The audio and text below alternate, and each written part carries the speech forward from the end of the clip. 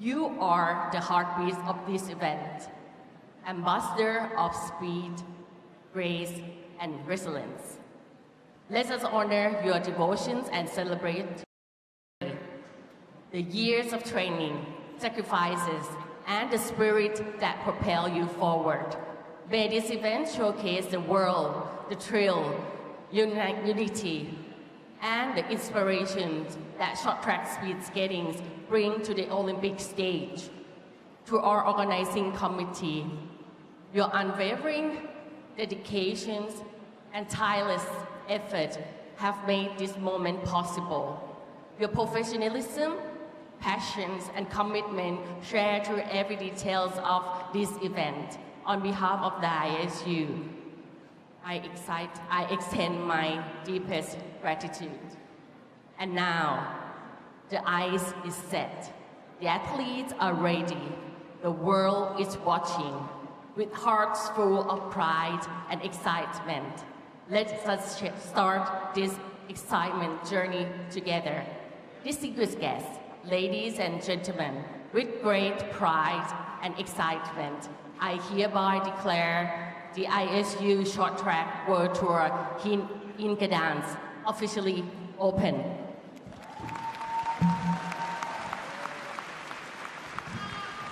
Thank you. So, ladies and gentlemen, let's get the main event of the ISU Short Track World Tour in Gdansk, Poland officially started.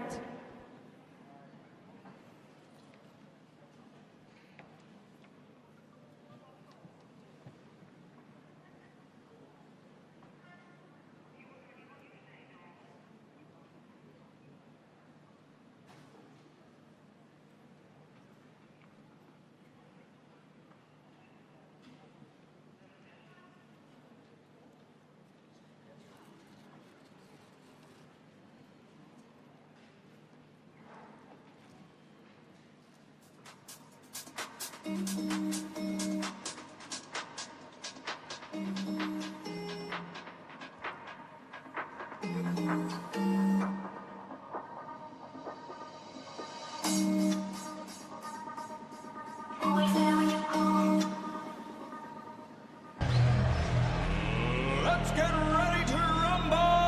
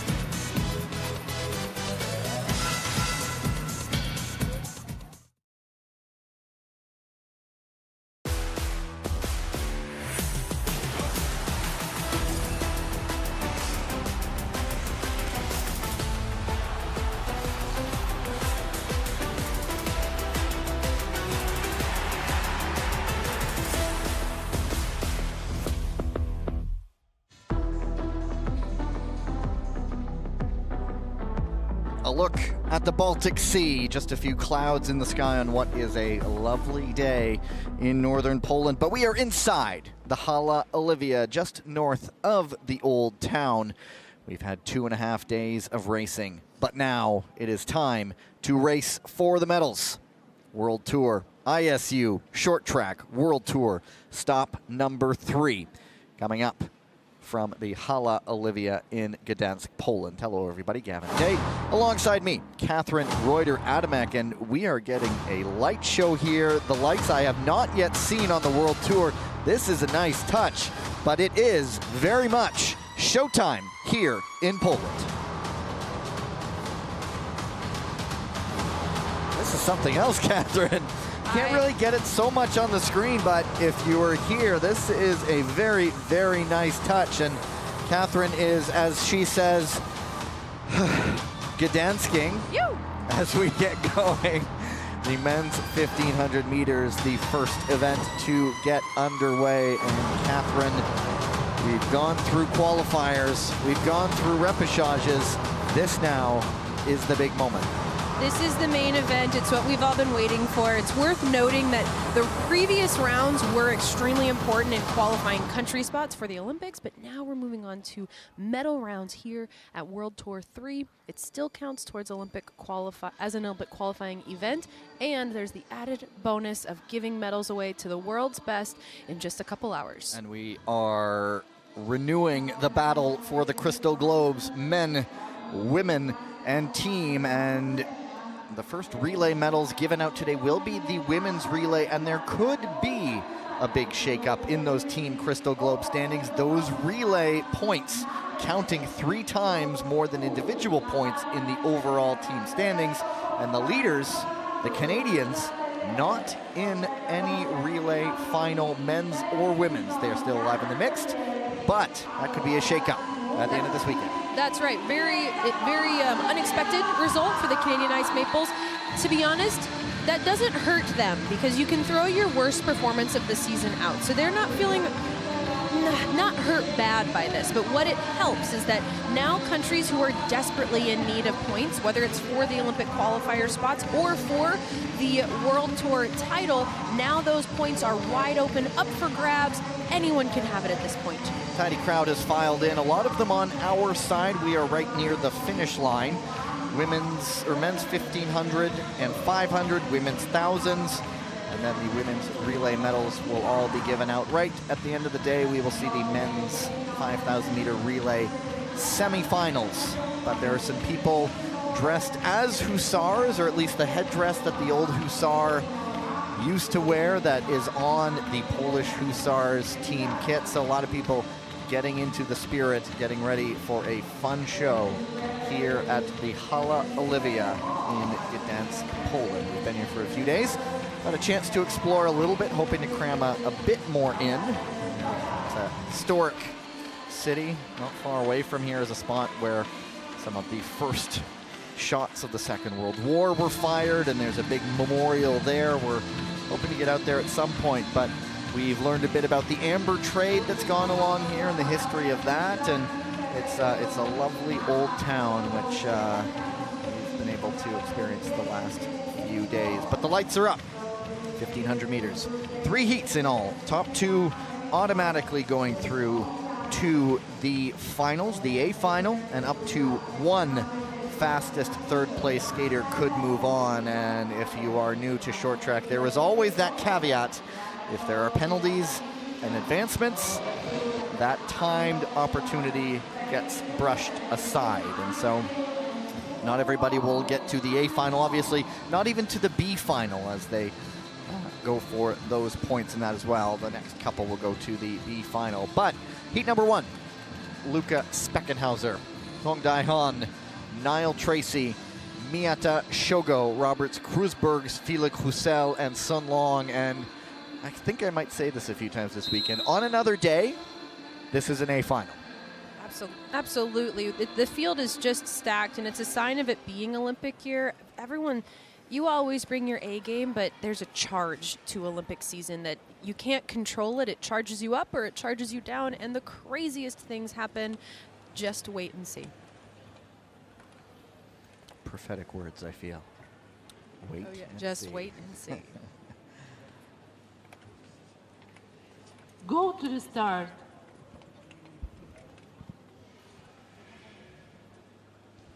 Ready. So we had first 2 weekends in Montreal. Hwang Dae-han, the great Korean veteran, returning to the fold, picking up a silver medal behind his young teammate Im Jong-un. Niall Tracy has also medaled in the 1,000 on World Tour. Miyata Shogo, the Japanese ninja, picked up a well-deserved medal in the 1,500 in weekend number 2 in Montreal, but you have the likes of Sun Long, who also medaled in the 1,500 and the 500, and on and on and on and on and on. That's right. So we have a field of heavy hitters here, but no one's really taking charge on the lead right now. Now, some of that can be some ice conditions. The ice is has been somewhat challenging for athletes to adapt to. The rink is colder today, and we've had more time to let the ice set during lunch break. So athletes looking good and stable. Felix Roussel up to the front, and we're seeing a counterattack now from Lukin Spesser and Hwang Dae-han. Here we go. It's a race. Roussel knocked off balance a little bit. That shoots him back to the very back of the field. And Niall Tracy, a guy who loves to hit the front, doing just that right now. And there's no yellow dot on your screen, so that's not being reviewed, even though Roussel was in the front. Now he has a long way to fight back if he wants to be in qualifying position out of this race. And here he goes, trying to wind it up on the outside. It's a long way to go with 7 skaters in this race, and Tracy is picking up the tempo. All you can do in this case, if you're Felix Roussel, is wait patiently. The opportunity will come, but you can't force it. And Hwang Dae-han, Speckenhauser have been the animators of this one, both queuing up behind Tracy. Now the pass is made. Hwang Dae-han, Tracy forced well out wide, and down goes Krusbergs, also under Hwang Dae-han. He leads. Now it's Sun Long and Miyata Shogo, 1, 2, and 3. There's that charge we're talking about on an Olympic season. Sun Long setting something up now, but not being too aggressive, still playing it a little bit safe. And the bell, now is the time to let it all fly here. It is Hwang Dae-han, Sun Long, Miyata Shogo, Speckenhauser, a late move for third, and he gets that to stick, I think, but Miyata battles back. Hwang first, Sun second, and I think Miyata might have just gotten up there to take it for third, but our first review of the afternoon. Oh, our first of many.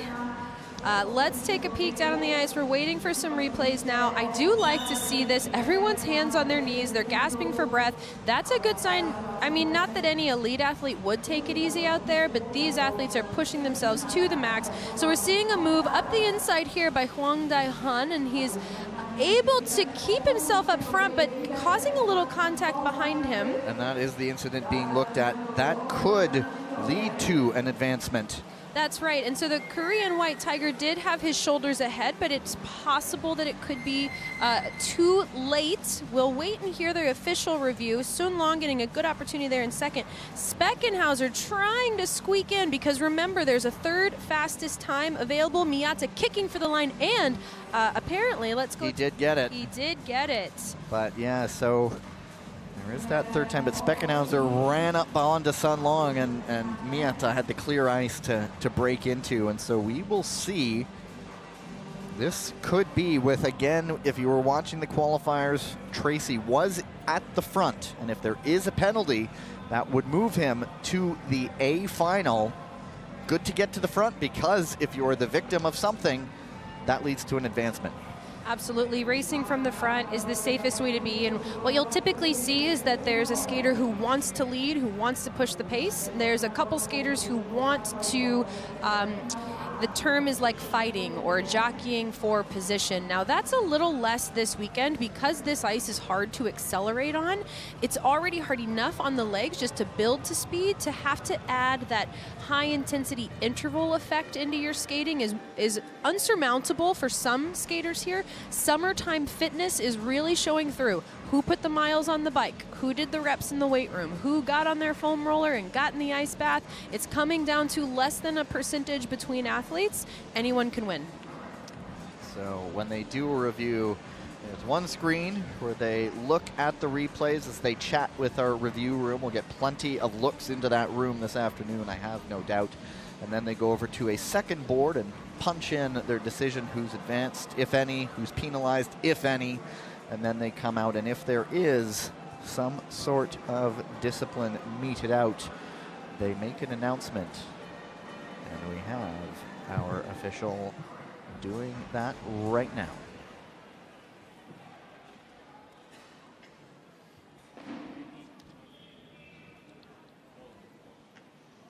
Final decision, penalty, number 110 from Korea, and we have an advancement for skater number 16 for Great Britain. There you go, and so it is Hwang Dae-han with the penalty, and that advances Niall Tracy to the A final.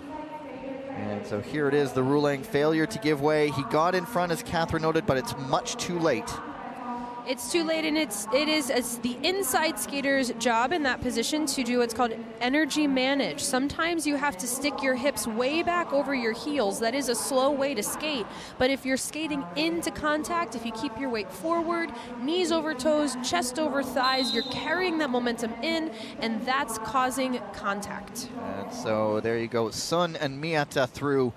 Niall Tracy, it's been a good weekend for the British Royals. The men's relay side getting into the semis, or into the A final actually, and now Tracy getting through to an A final here as well. Heat number 2, we'll go through the runners in just a moment. Go to the start. Ready. So Yoshinaga Kazuki of the Japanese Ninjas, William Dongeneau, easy to spot. Not just for his height, but also the defending Crystal Globe helmet of the Canadian Ice Maples. Clayton DeClemente of the USA Eagles. Zhang Bohao of the Chinese Lungs. Friso Emans of the Dutch Lions. Stephen Dubois, another Canadian Ice Maple. And Lu Zhanshuo of the Hong Kong Ice Chillins. And you mentioned that Crystal Globe World Tour #1 helmet on William Dongeneau, currently sitting in second place on your screen. I had lunch with him earlier this week, and I asked, hey, are you under pressure? He said there's never too much pressure for me. He's grateful. He enjoys it. It's a joy for him to showcase the sport and showcase his abilities in it. He hits the front. Last year, he and I bonded a little bit over when we arrived in Europe. Neither of our luggage arrived. So the first thing I said to him when I checked in, I said, did you get it all this time around? And he said, yes, I did. And now it is the 2 Ice Maples on the front. A great move by Dongeneau to get right up. And we see Clayton DeClemente from the USA Eagles kind of riding the coattails there of Dongeneau, tucking into second. Incredible strategy. Now, if I'm Clayton DeClemente, my job right now is defense. There is going to be a big pass coming. So either Clayton wants to get up before the move. Here's Stephen Dubois making the move, and expect a bigger move coming right now. It is a good response. Defense. Defense, yeah. That should be what the coaches are doing in the coaches box. You'd know what was going on then. That's right. We do have 4 laps to go, so a lot of time here for Clayton to try to defend. Stephen Dubois tucking up into that second place spot. My eyes are on Emons to see if he's preparing a big move. So a reminder, after that advancement in heat number 1, there is no more third place opportunity. It's top 2. That's it, unless there are other advancements. But a nice move, Yoshinaga Kazuki, but it is the Ice Maples almost in victory formation. 1 and 2 with a gap, final lap, really academic, smoothly through. The Ice Maples not working as a team, but they just know each other so well that they know essentially how to go for that line first 2. That's right, and even if 2 skaters are not on the same team, that sitting in that second place position is a great defensive position because you can block the inside, and the skater in first position who's naturally trying to carry their speed because it's harder to lead, they naturally end up blocking the outside. So we're seeing a little bit of contest here. Doesn't seem to be any major contact made. Ice is holding much better today. If we saw that same shot yesterday, you would have seen them traveling through the speed bumps. Both Canadian skaters coming around with their arms on their back. Looks like they're breathing through their nose, doesn't it? They make it look so nice. And so Donjanu and Dubois to the A final. Yoshinaga and Zhang confirmed for the B final. But Yoshinaga Kazuki, we talk so much about Miyata Shogo and Hayashi Kosei, but Yoshinaga, I wouldn't say it's a breakthrough. He's a guy who's been around for a number of years, but he has had some very good races, and he'll skate for the B final at a pretty good ranking in the men's 1500. Heat number 3, Thomas Natalini, Felix Pigeon, Brendan Corey, Im Jong-un, winner from week number 1 in Montreal in this event. Pietro Siegel, again, he and Im always seem to be in heats together. It's not, they're very familiar with each other by now. Andrew Hio, USA Eagles, Won Jun Moon of the Hungarian Falcons, and Theo Collins of the British Royals. How many skaters is that, Gavin? That is 8, because we had the extra advancement. That is that's a large race. This is a large field. Even in an endurance event, imagining having to pass a train of 7 skaters from the back. That's why we saw Felix Roussel struggling in that first round. It won't be long Go before to you the see them start. stretched over most of the straightaway. And if you're sitting at the back, good luck. Ready. See how much desire there is to get to the front. And Natalini, you and I both chatted with him quickly when he was on the bike warming up.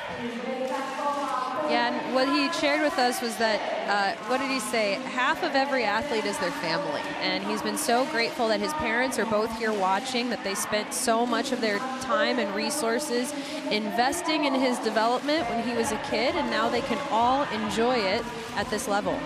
Both the gladiators sitting at the back. Siegel, one of the most consistent skaters you'll see on the circuit. That's why he has number 3 on his helmet. And speaking of family, Pietro Siegel also having a sister on the national team. Their dad was an all-around long track world champion and coached them all the way through to their national team invite. Brendan Corey, and now a dangerous fellow on the front, Im Jong-un, but here comes the blue train. They're sticking together, which is great. I think one's gonna stick in. I think Pietro's gonna stick into first, and then Natalini will keep that speed coming around. Very good. It is Natalini and Siegel. But Felix Pigeon, who's had a very good weekend, we have a crash down. Theo Collins skidding out now as things start to pick up. The skaters at the back in more danger, but Brendan Corey sitting behind Im Jong-un, and we know that young skater will make a move, and perhaps here it comes now up the inside of Andrew Hio. We're coming around with 5 to go. Natalini needing to do a progressive, a well-timed progressive. He needs to get harder to pass every time around. You can expect a big outside move by Im by the end, and then anyone else trying to make it's gonna have to start picking skaters off one by one. Natalini, Pigeon, very, very confidently in second right now, but now the chaos could begin.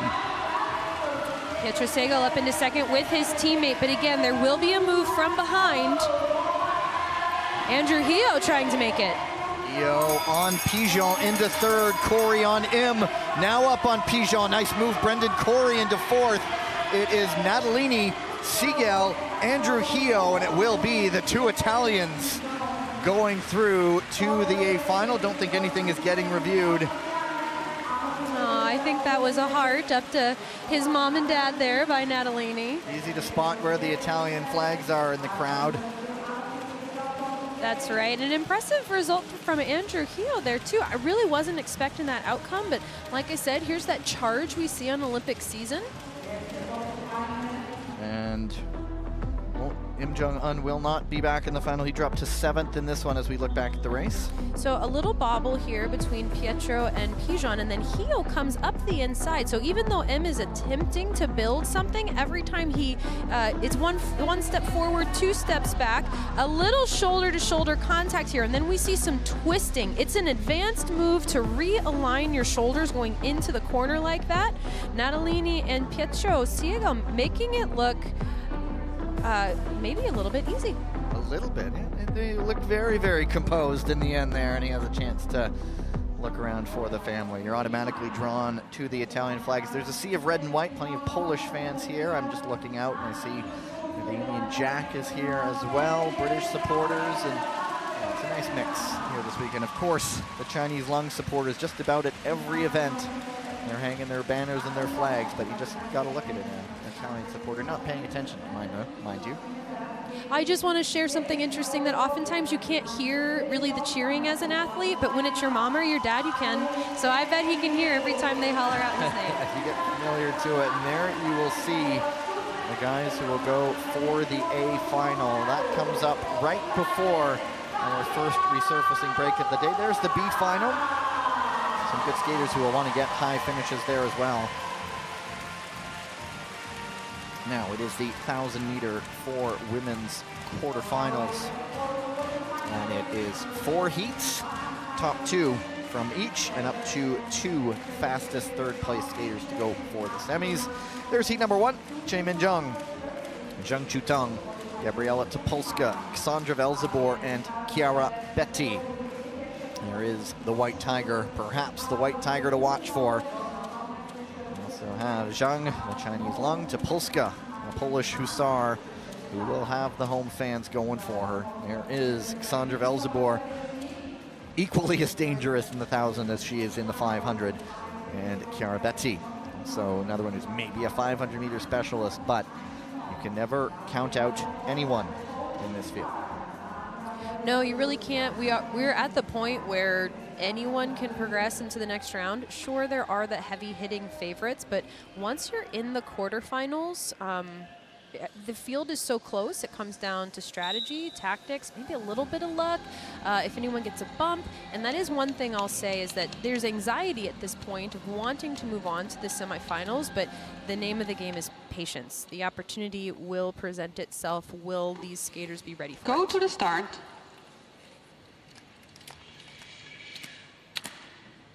Ready? Both Che and Velzebor on the podium in week number 2 in the 1,000 in Montreal. Silver and bronze. But it is Zhang Chutong on the front, but Topolska, another skater who's really made some strides coming into this season, really impressed in Montreal with some A finals, up there in second. Absolutely, and Zhang Chutong taking a really confident lead here, taking the pace out fast.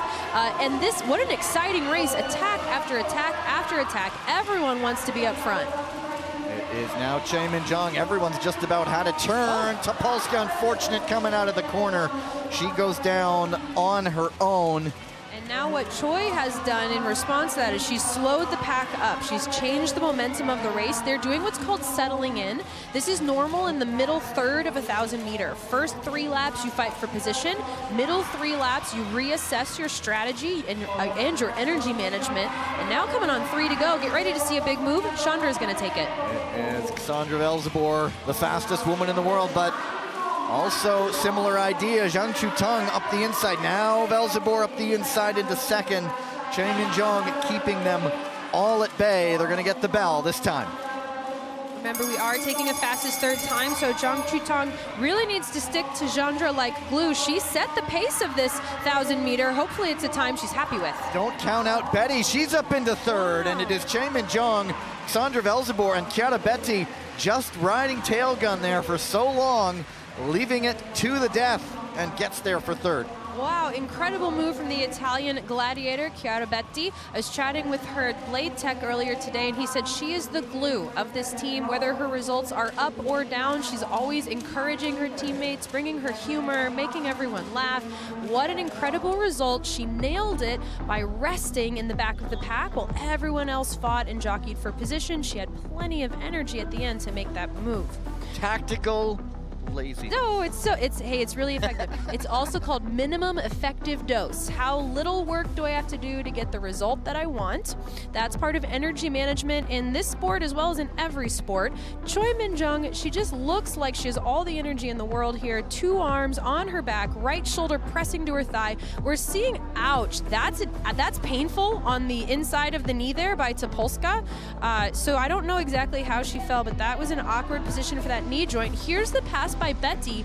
Wow, no contact. She just slides right in. Well timed, well executed. And that's a 131.578. We'll see if it holds. sitting in that slipstream, that drafting. If you're similar feeling when you're on the bike, you're doing less work, and then she just at the right moment went. Good little burst of power, and Betty, smart race to get up into third, and so now she will see. And there are the results. Che and Velzebor, we know, are moving on. Betty, TBD. Heat number 2 has a pair of USA Eagles. Corin Stoddart, certainly one to watch. Julie Lataille put in some very good races this morning. Florence Brunel, a Canadian speedster. And then, of course, Kim Gilly and Valentina Asic. So pick your poison in this one.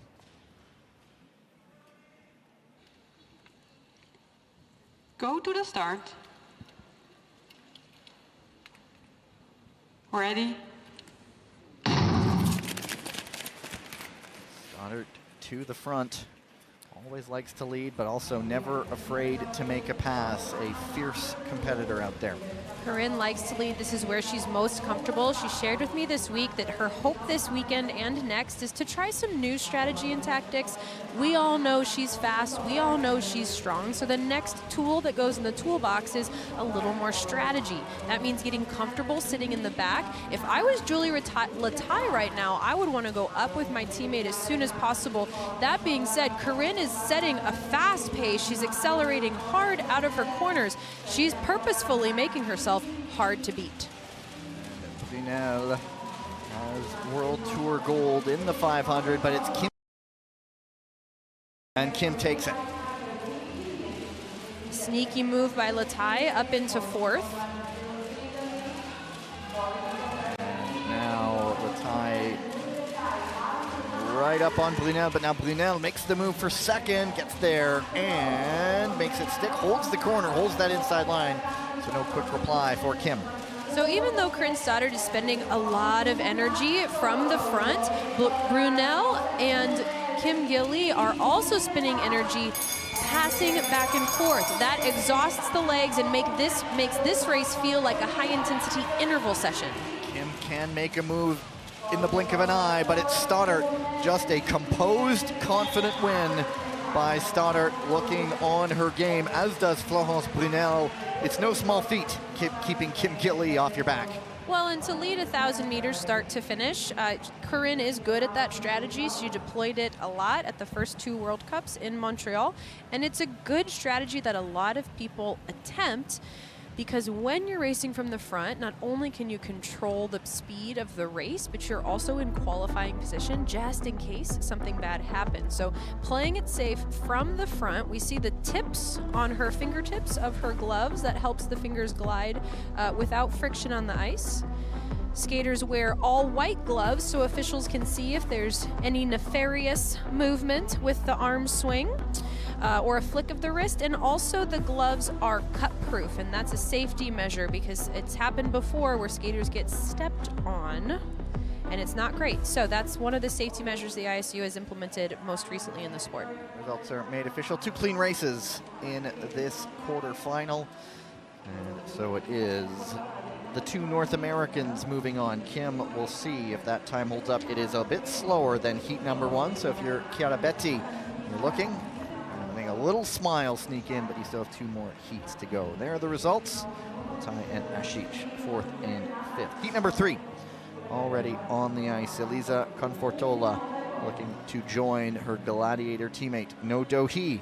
Kristen Santos Griswold, our reigning Crystal Globe holder. She's already standing at the line. Hidai Ami of the Japanese Ninjas, and Dita Van Oerschaut, who advanced through the repêchages this morning in what I think was less than the blink of an eye, a matter of a few thousandths of a second.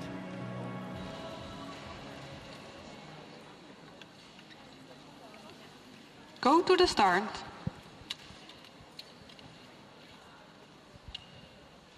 Ready? If you didn't watch the repêchage session this morning, make a note to tune in next weekend in Gdansk, because it is some of the most fierce racing, because they're just trying to get here. And we had close finishes, we had reviews, we had all kinds of stuff. There is a certain point, and it's around the repechage round, where everyone's good. And so it's great competitive racing, even if it's not for a medal. It's quite the amuse-bouche for the main course this afternoon, and it is Van Oerschaut who knows this ice perhaps more than anyone right now under cooler conditions on the front, but KSG in second, and she was really in the ascendancy that second weekend in Montreal. This was last year, when she really started to make her surge, was the second block of races. Stops 3 and 4 in Beijing and Korea on her way to that Crystal Globe title. And now it's her and Van Oerschaut with a gap. Kristen leading with 2 arms on her back, showing me that she's comfortable here. A really smooth move, no contest up into the front. She had a few injuries over the summer, nothing that kept her from working on her fitness, but things that maybe kept her from being on the ice. It's showing now how she's had time to shake that rust off her skates and get back to the best version of herself. She has the gap. Confortola pushing late. Van Oerschaut does not have second locked up. And it's the dash to the line, and I think this time Van Oerschaut may be the one missing out. Confortola, the cardiac kid, leaving it late there. Oh, and Van Oerschaut getting up now, and it's hard to say if she knew that she was being gained on by Confortola. Obviously, no matter what, you're sprinting towards the finish, but the chasing skater gets the advantage because it's like reeling someone in on a rope. I was just watching Confortola. She was saying something to the coach and gesturing with the hands as, well, stereotypes teach us at the Italians, the hand talking. Well, and there's some hand talking here going on that race. No Dohi not appreciating that. And then let's see. Confortola closing this gap. Van Oerschaut stretching, reaching for the line, and, well, we'll see. Did she time it perhaps a bit too late? We do not have an official result yet. Van Oerschaut, well, she saw that the boot was eventually behind, but on the line, oh yeah, it's Confortola by 18 thousandths of a second. Looks like they are still confirming the video review. One more heat still to come. Just looking at that third place time, that was the third fastest heat out of 3, and so Chiara Betti inching closer to a semifinal. Chiara Betti and Kim Gil-lee, the current 2 moving on, and but the next round knows exactly what they have to do. There's our official result. It is KSG. Whether or not she's notorious, I don't know. Confortola in second, and heat number 4 has just 4 skaters, and so different dynamic in this one.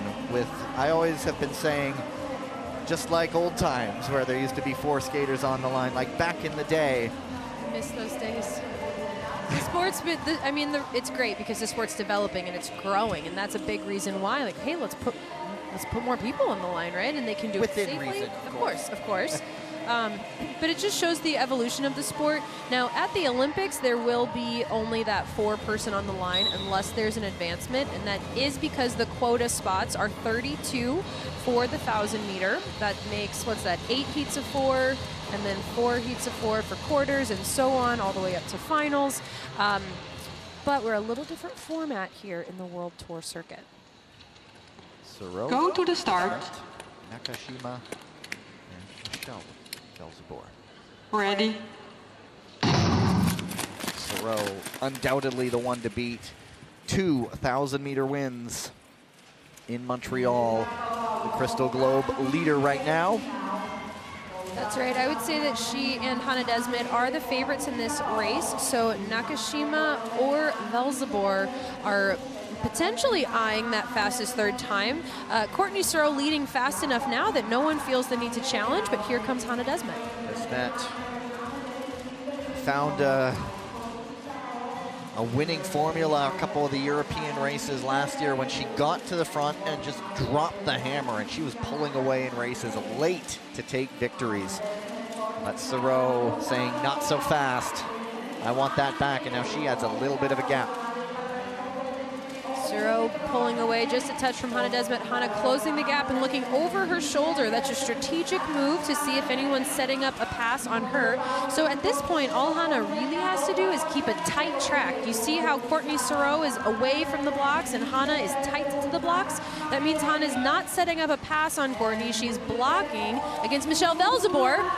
Velzebor is down. She was trying to get up the inside. I'm not sure if she went down on her own. I imagine that'll get reviewed. There's no review dot up on our screen, but Velzebor sort of bottoming out there. And Suro and Desmet with some room. Nakashima still going to want to try to get that third place time. And it is Suro, Desmet, Nakashima, a 1:31.47. That's the fastest heat we've seen so far. And so if those results are confirmed, it looks like the Ninja and the Gladiator, Chiara Betti, would be going on to the semifinals. Absolutely, we are still waiting for the final results here, and then we'll get the confirmation on those times. It doesn't seem like we're going to see it here, but okay, here we go to some results. Michelle Velzebor looking up the inside, boots out on a block, and then, so once your boot touches the ice, your blade can no longer find contact. It's very challenging to overcome and frustrating. You can see the look on her face. So here is there, her left boot kicks, and then the blade gets out. She's on her right. Oh, that's almost impossible to save. Hannah Desmet presses her chest down to her thighs, the best of anyone on the World Tour, and that keeps her pressure and momentum moving forward as she leans up the inside. No need to really challenge Courtney Suro, but just a little reminder that, hey, I'm right here. And so Suro on course for yet another A final as she tries to make it 3 for 3 in the women's 1,000 meters, and we will see them for the semis coming up after our first ice resurfacing break. But first, we'll get our first medals of the day, the men's 1,500 meters. First, we'll do the B final, pardon me, then the A final, then they'll give out the first medals, and Catherine's gonna be hustling down to the ice to deliver an interview with, I would imagine, the winner, whoever he may be. B final on the ice right now. See the graphic up. We just saw these guys not too long ago, but as a refresher for who is in the B final, Andrew Hio of the USA Eagles, Brendan Corey of the Australian Racing Roos, Wonjun Moon of the Hungarian Falcons, Luca Speckenhauser of the Italian Gladiators, Felix Roussel of the Canadian Ice Maples, Yoshinaga Kazuki of the Japanese Ninjas, and Zhang Bohao of the Chinese Lungs. And they will get their own introductions down at ice level as well. The soft introduction, we'll save the Showtime one for the A final. And I'll say from an athlete, at least from my athlete perspective, this is the most nerve-wracking time, because at least when you're in the heat box, you can put your headphones in, you can kind of be in your zone, but here everyone's looking at you. It's time to race, but hold on, hurry up and wait.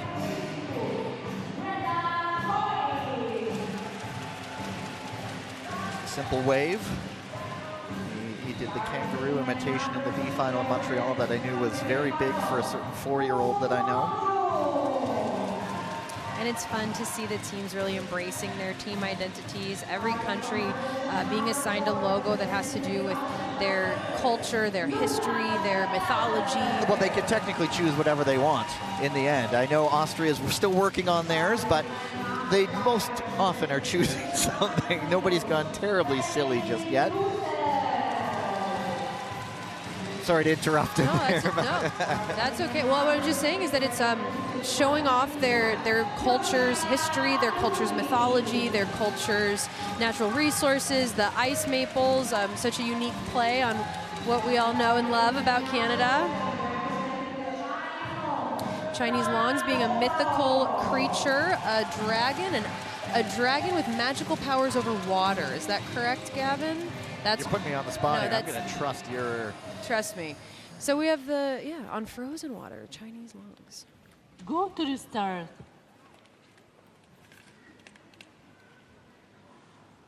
Ready. So the race for 9th on down, as we will have an 8-skater A final. And so no worries about time, no worries about any of that. And this one always a tactical battle, as you don't often see someone in a B final shooting out off the gun. That's right, and we see the opposite of that. So eyes on Brendan Corey here. He's got the green top, blue bottom. See how his chest position is pretty far up? Now that the speed's picking up, you'll start to see that go down. But whenever you see the knees go straight or the chest come up, it's a form of energy management, sometimes speed control.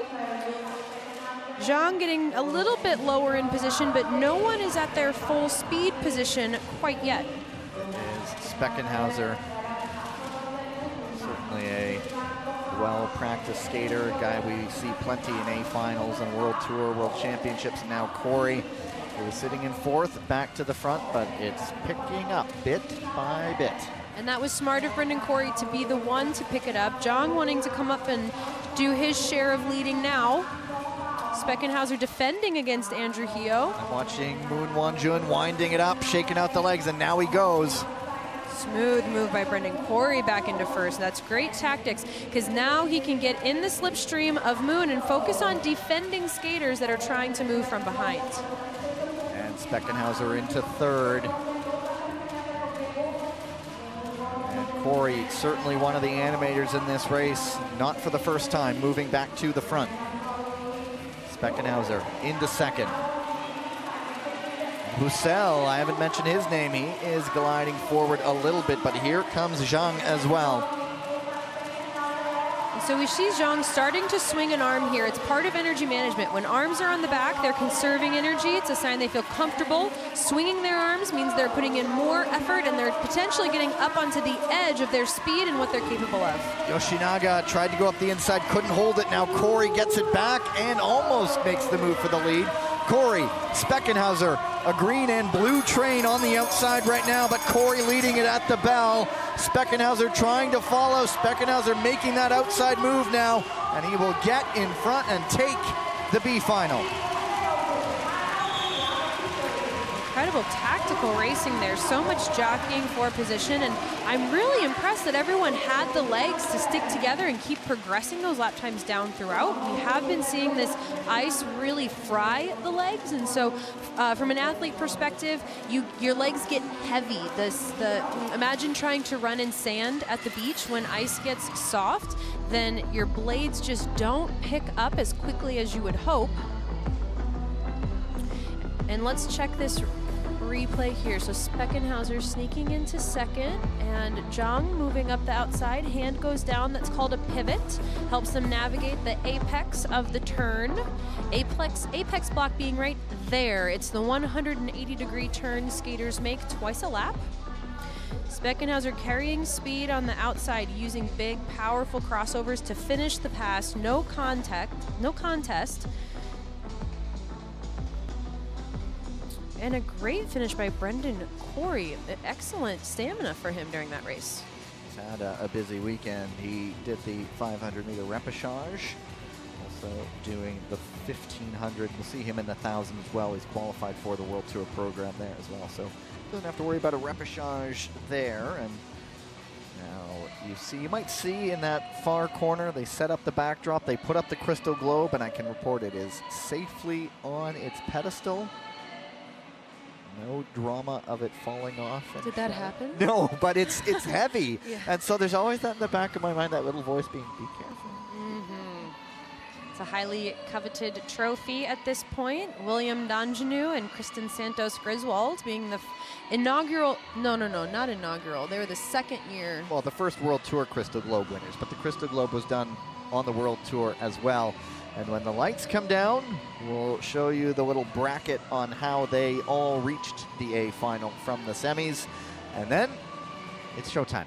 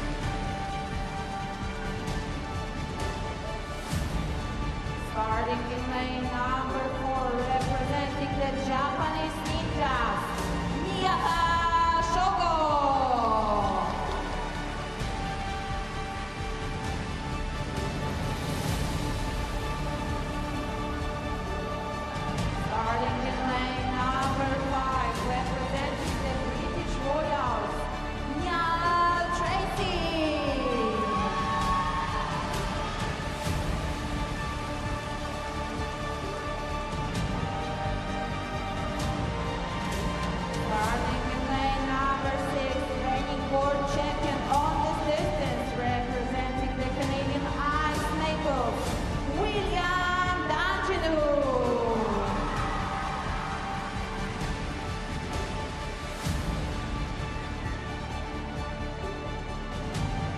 Starting in lane number 7, representing the Canadian Ice Maples, Stephen Dubois.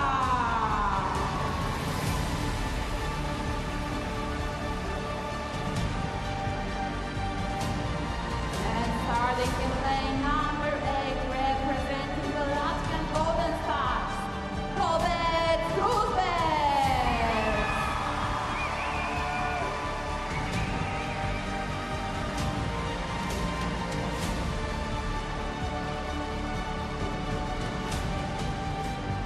Long introductions for an extra large field. 8 skaters. It was really cool here up above on the ice. They projected the skaters' names as they were introduced. A really, really neat show here. Something new on World Tour. Each place that is hosted has added their own little wrinkle to things, and that was pretty darn cool. Yeah, and that's what's been probably the funnest evolution of the sport that I've seen over the years, is how these aren't just races anymore. These are entertainment events. Position 6 and 7, change.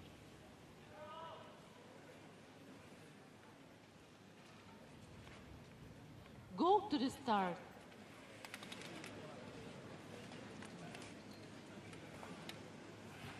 Ready. Natalie Siegel, Sun, Nieta, Tracy, D'Angelo, Dubois, Kruzbergs, and D'Angelo, weekend number 2 in Montreal, went 3 for 3, 500,015, all gold, to the best of our research.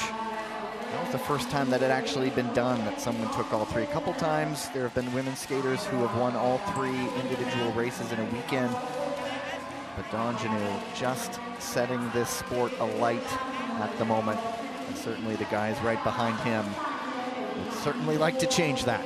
Absolutely. D'Angelo's hard to beat because he's technical, tactical, and twitchy. He is the full package, and he's also outgoing, easy to chat with, a hard worker, and he always says, man, I train with the best of the best. I wouldn't be here without my teammates. So many of the best are here in this 1,500-meter A final as Robert Kruzbergs makes a big move out to first. He was sitting right at the very back, and as things picked up, that front skater would have been getting further and further away, and he wanted to change that in a hurry. So it's Kruzbergs, D'Angelo, Siegel sliding up into second. Always one to watch as well. Absolutely, and D'Angelo doesn't want to be wrapped up in any drama, so he gets right back up to the front. Soon Long creeping in closer and closer to the front. He's picking skaters off one by one. Stephen Dubois waiting in the back, and now a move from the gladiator, Natalini. Here comes Natalini. Kruzbergs again hitting the front, but everybody having the same idea in mind, getting to the front, and this time it's Natalini. So this is a game of energy management, because if you spent too much time fighting early on in the race, you'd burn up the legs, but it's a large pack. It's an eight-person field, so if you're too patient way back, you'll run out of time to finish the race up front. Side 4 to go, and it's D'Angelo. When he decides to be in front for the end, usually that's it. That's Game right. over. Kruzbergs chasing down with a hard 2 crossovers into that corner. D'Angelo manipulating his speed, and now not changing speed, but just taking off. And they are going to come up and get the bell. It's D'Angelo with the gap. Natalini in second. He is going to try to make a push for it. Where's he going to go? Outside to inside, but D'Angelo is a class of his own. 4 gold medals in a row for William D'Angelo. He got 3 in Montreal, and he adds 1 more, taking off to get things going in World Tour number 3. He makes it look so fun, and it is fun. He's fun to watch because he's having fun out there. He says he's a fan of his own sport. And look at that, going to share right with his teammates who he says are like family. Even when they have time off of training, they play video games together to rest. Celebration as well for the Italian Gladiators. Double medals, Thomas Natalini and Pietro Siegel, and teammates coming out to congratulate them as well. Celebrating with coaches there, Maggie and Derek Campbell. A big hug, you can't see it on your screen, but a big hug with the Italian Gladiator team. That's Beckenhauser coming up, and somewhere in the crowd, a very proud mom and dad for Thomas Natalini. And he gets silver. Siegel, so often the leader of this Italian side, congratulating him in bronze. There's his sister Ariana, there's Gloria Diatti, all the teammates coming out. As we look back at this one, once D'Anjou wants to be in the front for the end, it's really, really tough for anyone else to pass him right now. It is, and we see skaters keeping arms on their back. Oftentimes that's a sign they have more energy in the tank, but sometimes it's a mind game too. Like, let me make it look like this is easy, and you better bet other skaters pick up on that. D'Anjou does a nice job shoulder checking, so he looks behind him and then he reevaluates his plan based on what's playing out behind him. He's very good at manipulating his speed to kind of create an accordion effect in the pack behind him, but also great at top speed, as he shows you here, coming across first. So just looking down, Miyata Shogo in fourth. So often just off the podium last year. He is back there this time, fifth. A great race for Roberts Kreuzbergs. And behind them, 6, 7, and 8, Steven Dubois. Sun Long, Niall Tracy, and they are getting set up for the medal presentation. But Dubois, it just never gets old. And in this season, the Olympic season, there is one man to watch right now, and he has the Maple Leafs on his front.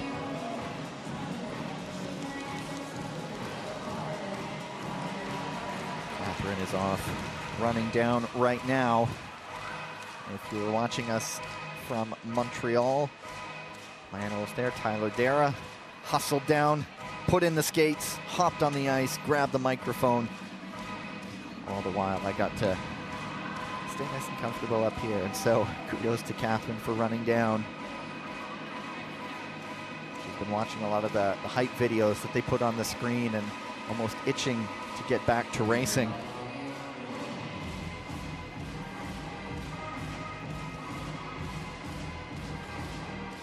So once the fanfare begins, the medal ceremony will be underway.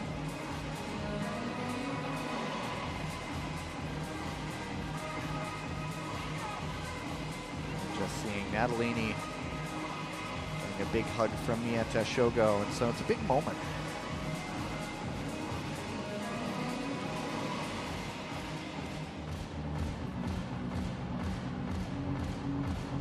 And the lights are down, and so we'll just toss it down for the medal ceremony.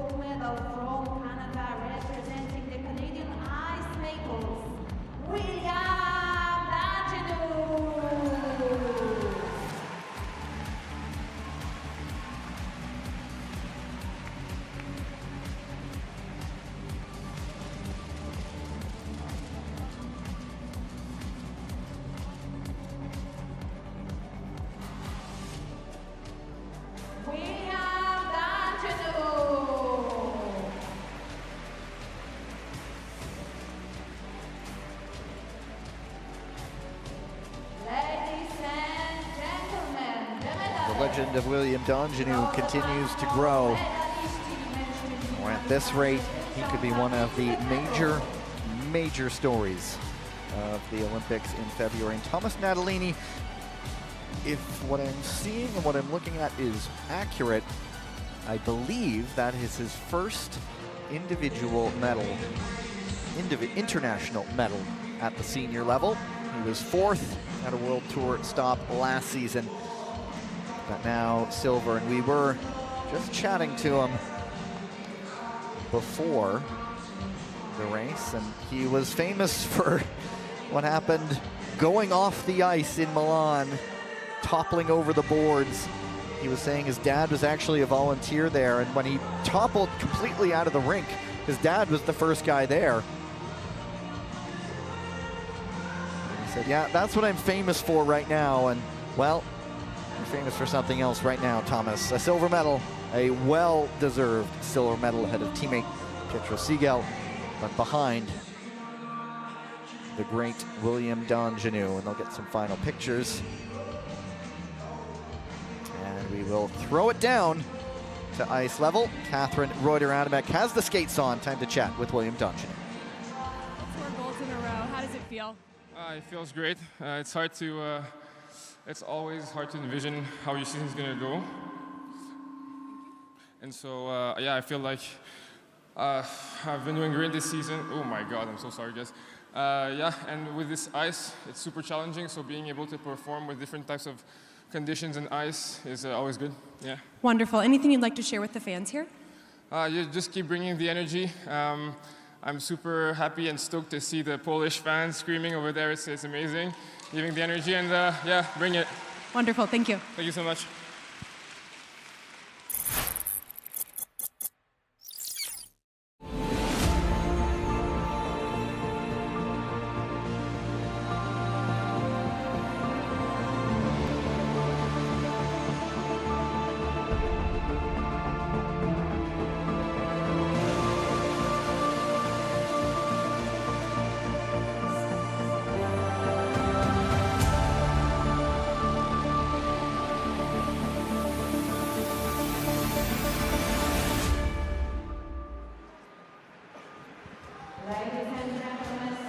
So the work is not done for William Dongenou by any stretch, but you see the ice resurfacer is back out. That takes us to our first break of the day. On the other side, women's 1,000 meters, men's 500-meter quarterfinals, and the women's 1,000-meter finals. There's a look at the updated Crystal Globe standings. It's now a 120-point margin for William Dongenou, inching closer to a back-to-back Crystal Globe title in this abbreviated World Tour season. 4 events compared to 6. Sigel, Dubois, Sun, and Liu Xiaowang wrapping out the top 5. And so we'll be back at 3:16 local time. 15 minutes from now. See you on the other side.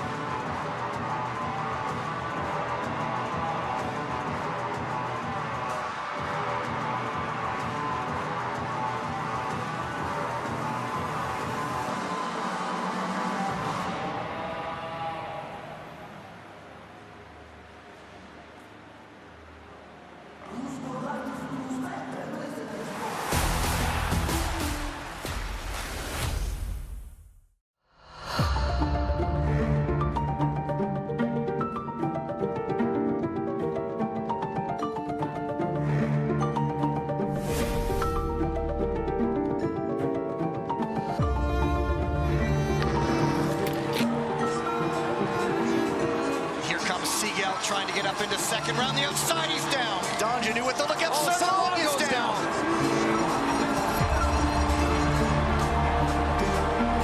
It is Dongenou, the winner a week ago in this distance. Dongenou is going to do the double. We have like a 5th Canadian with us on the ice, so keep cheering and give us the energy.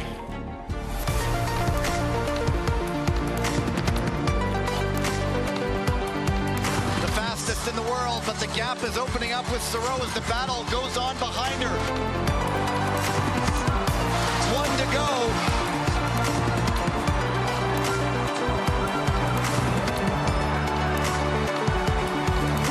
It was Soro a week ago, and she will just keep that winning feeling going. I was in the front, and I wanted to put on a good show for you guys, so merci Montréal. Top 2, the top 3, the top 4 of last year's World Tour, and the top 5 from last year's World Tour are all here. Donjanu for the lead.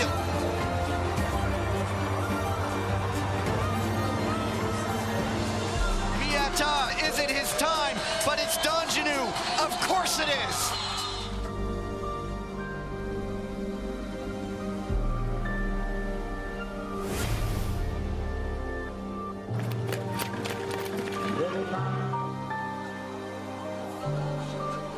Things remaining calm right now within this relay race. Mbute to just ramp up the pace. Kim Gilly up the inside.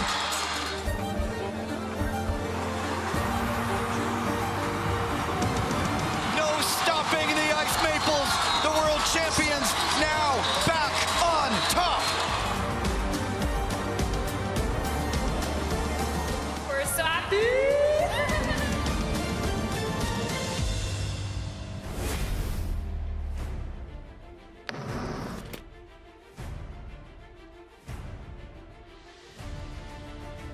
Jens Van, whoa, he goes down, he can't get back up.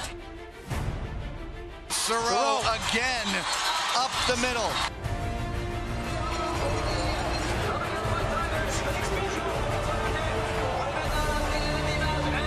So often, this has one ending.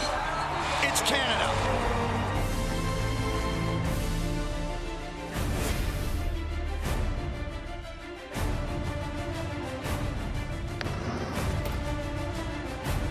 Sandra Belzebor, who's flying. 2 crossovers in from Courtney Soro, looking for the inside pass. But Belzebor battles back.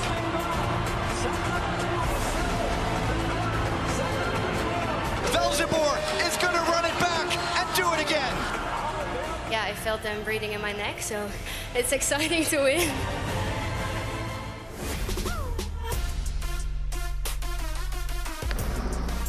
Well, it's a quick start from Felix Roussel.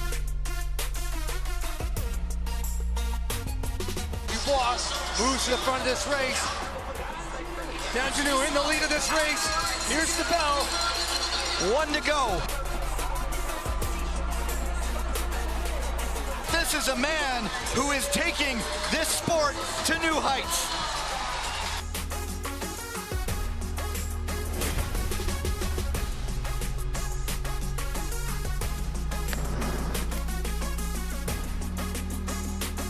Now the moves begin.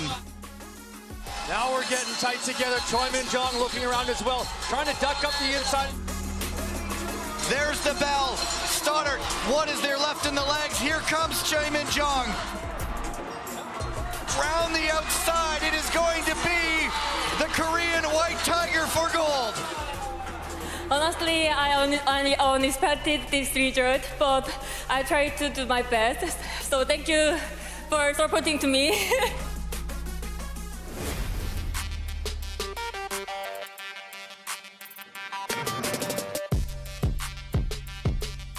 Well, now the pace is starting to pick up. Here comes Dubois into second. And then a chance for the lead. Donjanu gets it. The Canadian Ice Maples, how about this? Felix Roussel gets to soak it in with the home fans. I feel like as long as we stay as a team and thrive off of each other, then we can do some great stuff. It's in the grabs right now, especially with 4 world tours. The plan is to kind of go for it and keep striving for it.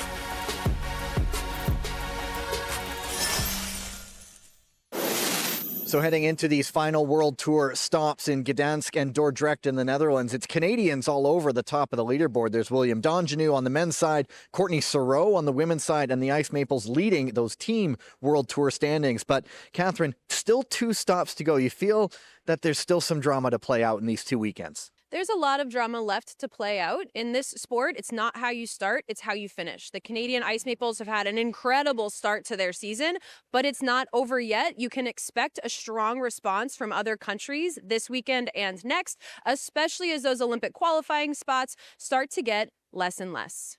Lots more excitement to come over these next 2 weekends in Europe on the ISU Short Track World Tour.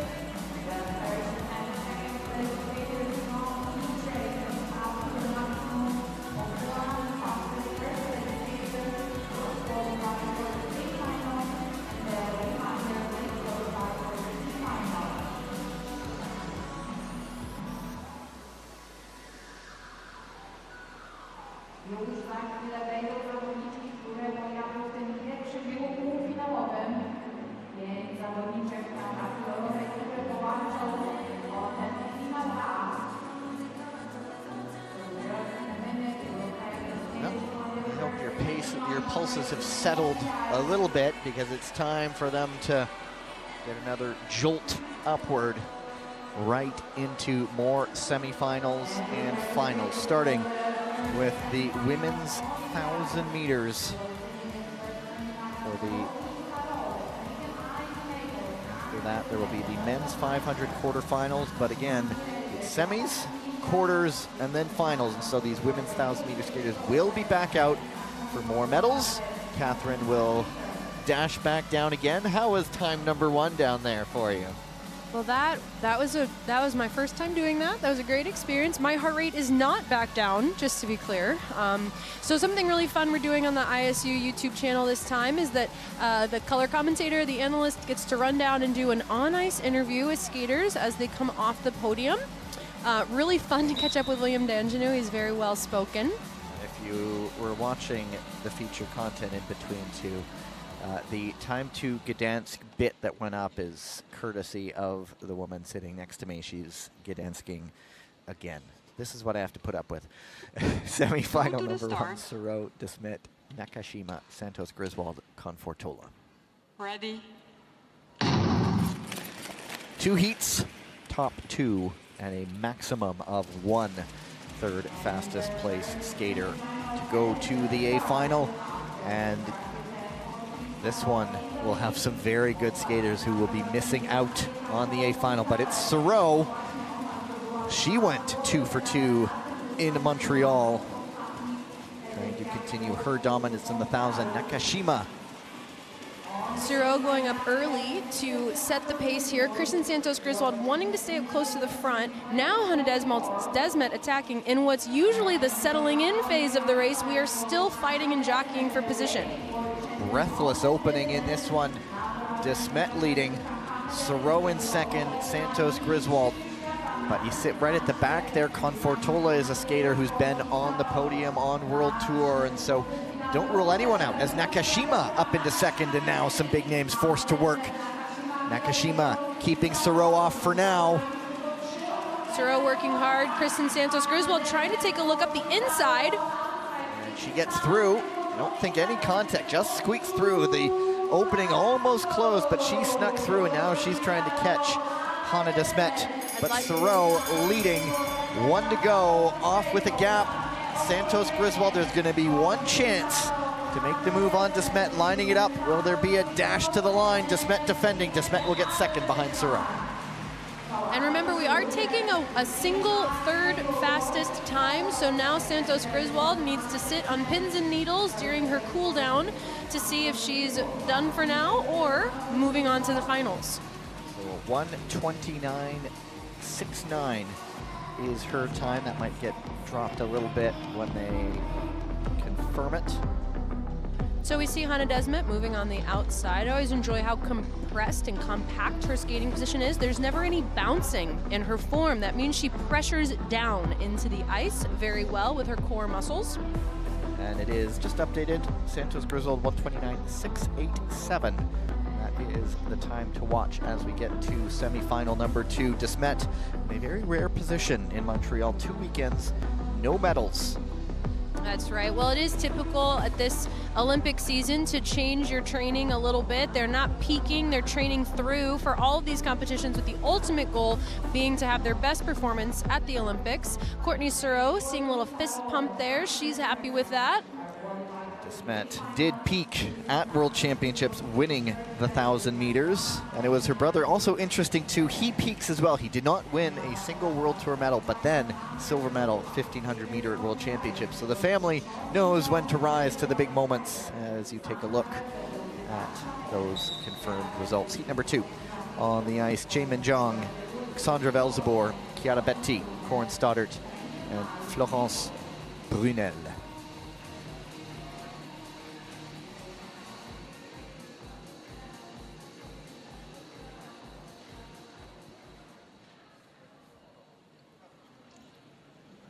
Go to the start. Ready. Sandra Velzebor, bronze medal in the World Championships in this distance, proving she is very much an all-rounder, not just a 500 meter skater. That's right, and the 1,000-meter really is the speed skaters race because it's where the sprinters can hold on into the lactate event, and it's where the endurance athletes can push themselves into that lactate zone. So these are all the different distances, the sprint, the middle distance, and the long distance being the 1,500. And what's happening here is we see constant changing in leadership, constant passing, is even a high-intensity interval effect coming into play during the race. Pace picking up, Brunel leading it, watching for Stoddard. Now not in a position of leadership. We'll see what she does. Now she's gonna dash up the inside and gets there just in time for the corner, but it opens back up for Velzeboer to take second right back again. That's right, and Corinne Stoddard being very intentional this weekend about trying strategies she's not comfortable with in preparation for the Olympics. She says she's willing to sacrifice a result or two if it means gaining experience. And Velzeboer down, Brunel down, and everybody's down. They're not gonna bring this one back. It is Chiarabetti, of all people, on the front.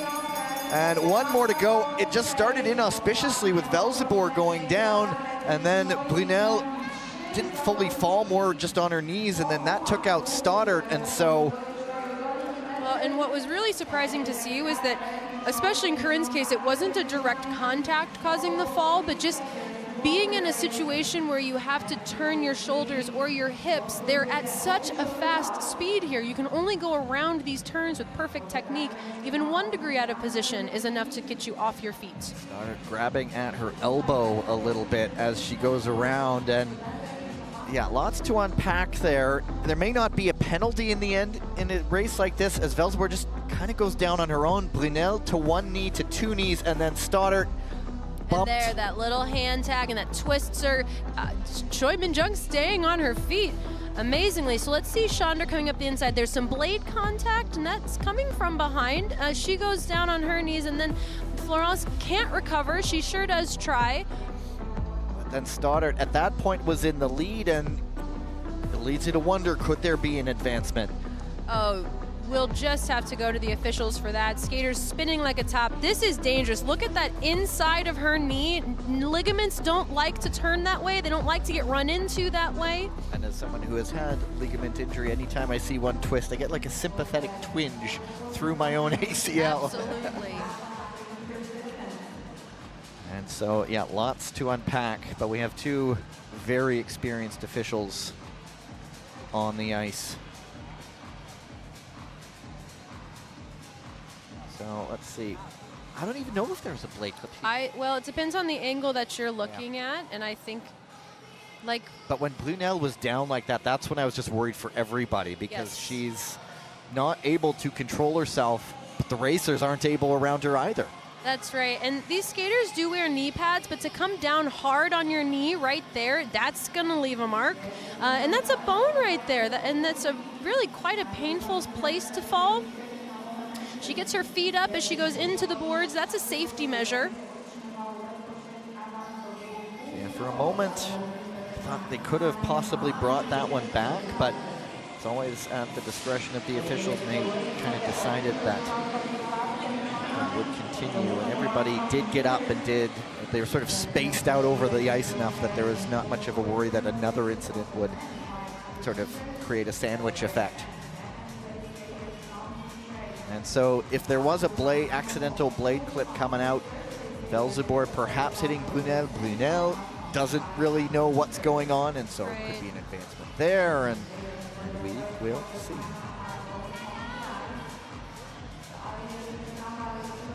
But once again, I believe that I'm not down there making that decision, because it's a tough job. The referees on ice are speaking to the review room, so they're all working the angles and discussing it together. Stoddard is going to get checked out. She was grabbing the elbow. Chatting with her physio now, and I tell you what, her mind is already on, I'm going to the A final. Until you tell me that I'm not, I'm going to the A final. That's absolutely the mindset that she's in. She's thinking to herself, coach, come here, check my blades. Physio, come here, check me out. She'll be on the bike within 5 minutes having a high carbohydrate snack.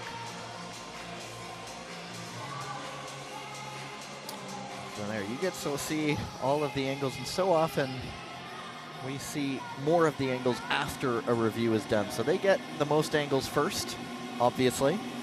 Chandra in that similar mindset, head down, eyes down, just move forward as if I just got the advancement, and the rest is out of my control.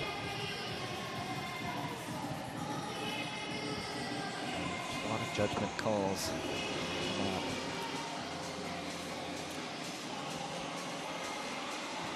I suppose in that situation with Zandra coming from behind that she's maybe carrying some concern that the call could go her way, especially when we're taking a few moments here under review to make sure that the officials are certain of what they're seeing.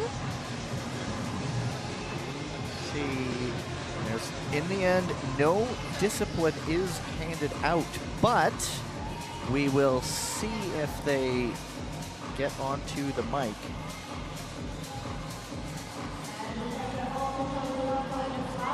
And yeah, it's gone up on the board, so they won't. I'm not sure they'll make the official announcement, and so it is no penalty. But as Brunel and Stoddard at their times when their collisions happen, they go to the A final. That's right. And so it's going to be 5 skaters in the A final. That forces out Santos Griswold from her 3rd place, so there will be 4 skaters. Sorry. 1, 2, 3, 4, 6 skaters in the A final. And 4 in the B. 4 in the B. And so a whole lot of just incidental contact. Yeah. But these 2 skaters who were in the right place at the right time, so to speak, will go skate for the medals. Sure, and like we've said, even from the quarterfinal round, everyone deserves to be here. Everyone's good. These types of things are happening because the skaters are so evenly matched. You're seeing them at their very best. Quarterfinals. 500 meters for men. Heat number 1. Go to the start.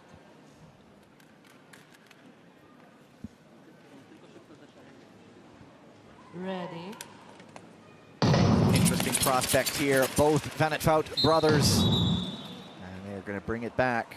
Furkan Akar, Lin Xiaojun, and Pietro Siegel. And I think I saw a clash of blades because Akar was immediately waving. And so not a false start, but when the blades clash like that, it's not a clean start, so they'll bring it back.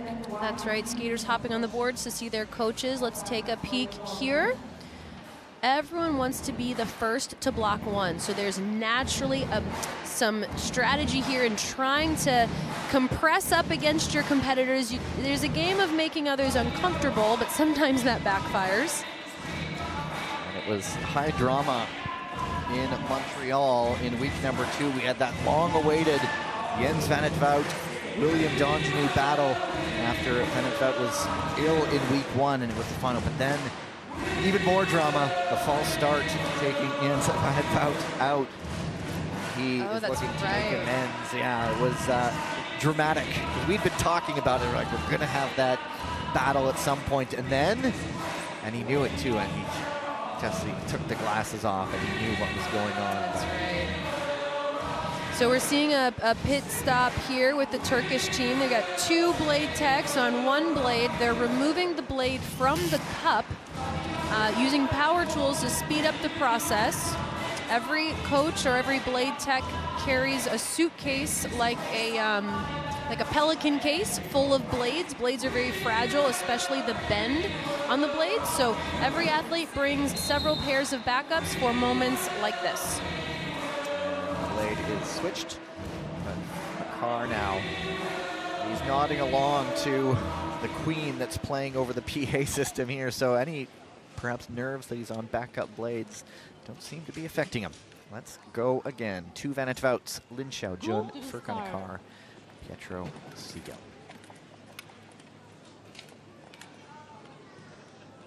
Ready.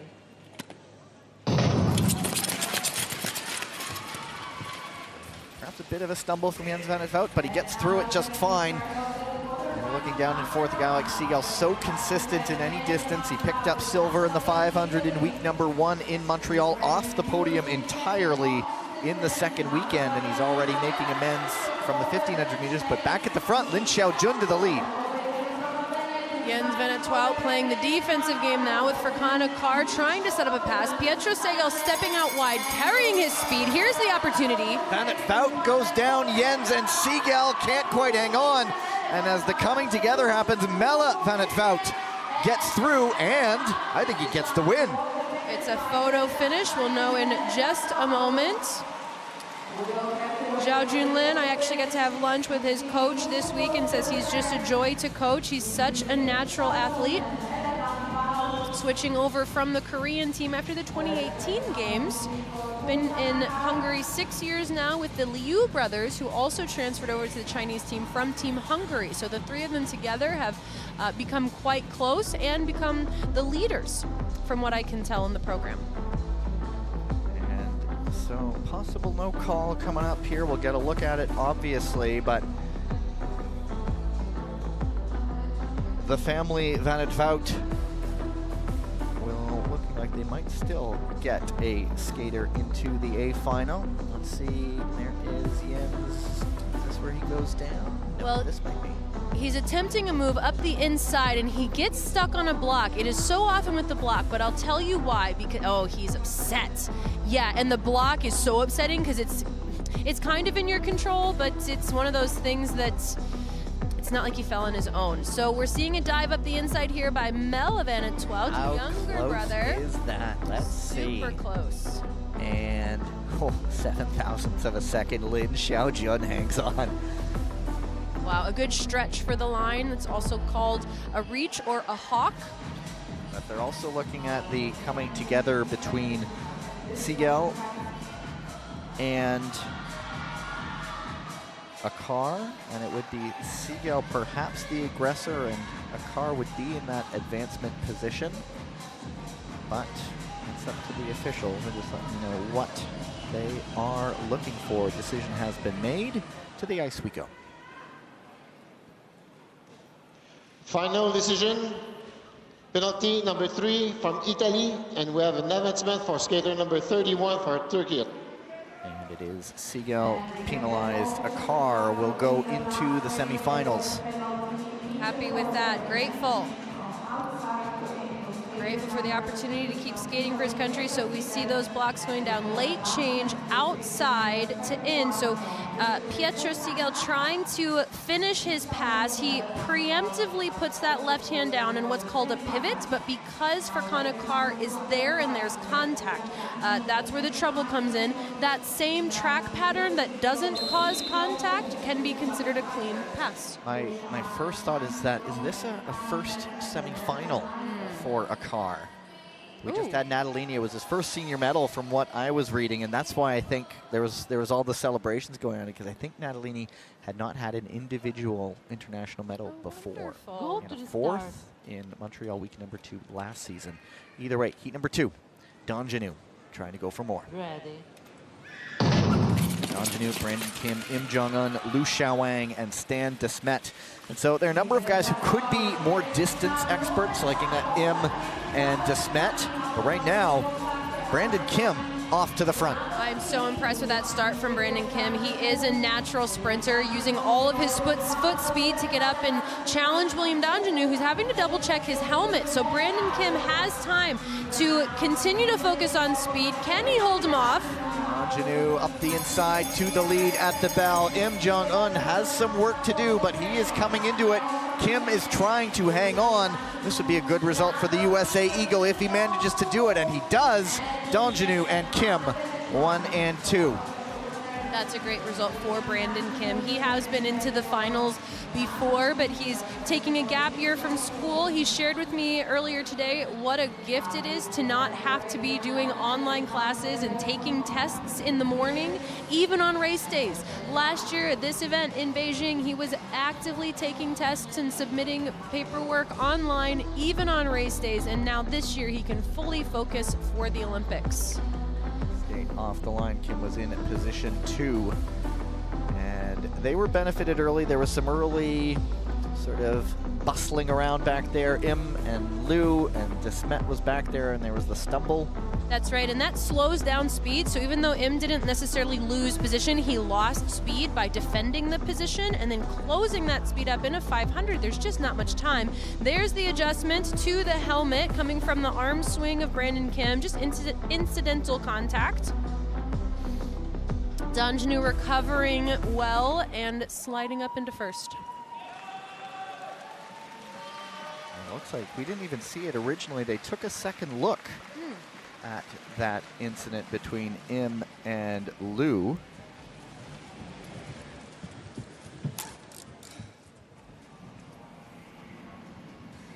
A possible outside to in lane change. Final decision, penalty, skater number 113 from Korea. And so there you go. Im Jong-un penalized for the lane change. Liu Xiaowang not advanced because it was not in one of those top 2 positions, but here we go. And you see there's the shift.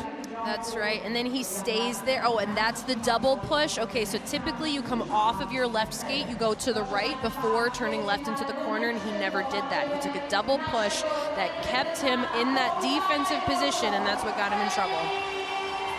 But coming back to Danjanu and the helmet, there is nothing more important than safety. I'm trying to be deep here. I don't know, Dylan. You're just nodding along. Thanks. I don't know if you're in deep or if you're over my head, but I'll put my hands up and I'll catch the next one. No, don't have to.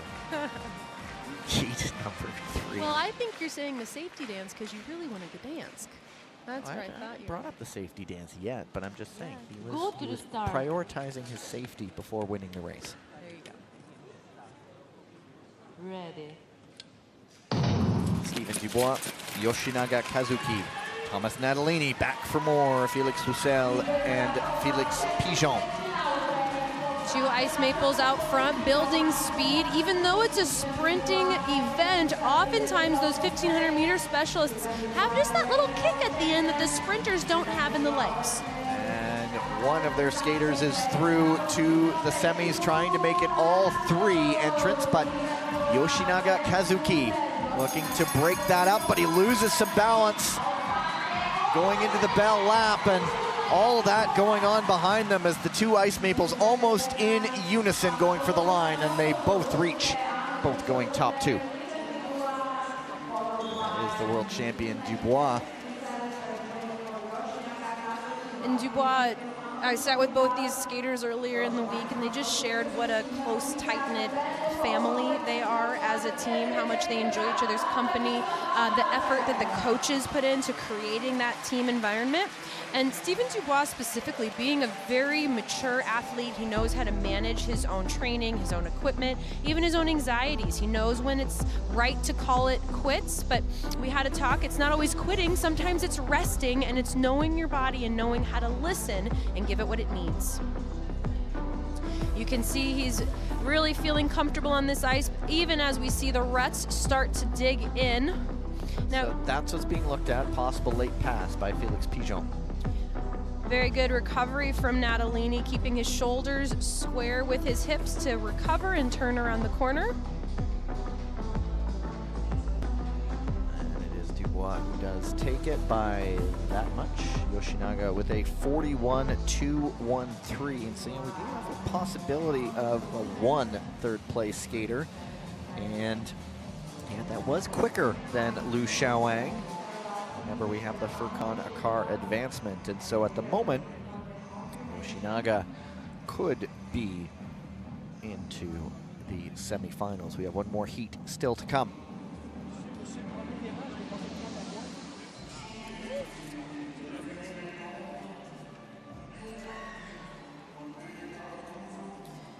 Polish coach anxiously awaiting their final review.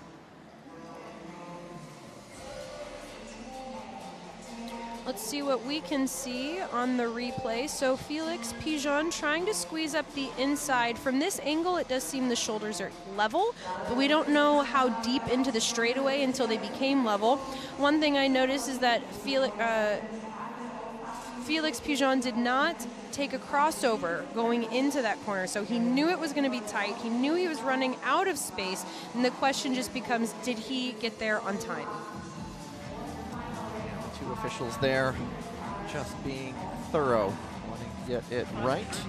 And they are also looking at a possible arm block on the finish line by Felix Roussel, or not by Felix Roussel, Yoshinaga Kazuki. And so a couple different things to look at could kind of shape the complexion of this one.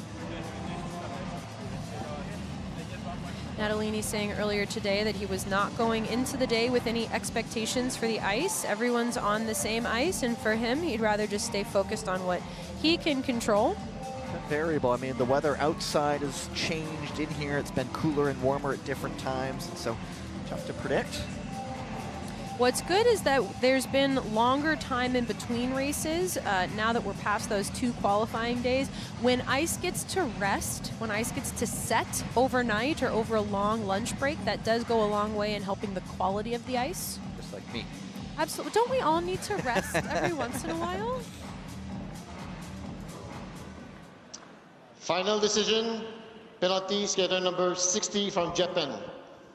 There you go. It is Yoshinaga penalized for the arm block at the finish line in the end, and so it wasn't anything on Pigeon in the end, but right there holding off Natalini. Ah, and that's why they have the white gloves, so you can see things like that. It's one thing if you're just swinging the arm, but if you have a whole palm touch on an athlete, or this didn't happen there, but any type of finger closing on an arm or a leg of an athlete, that's a giveaway to officials that something's going on there. Go to the start.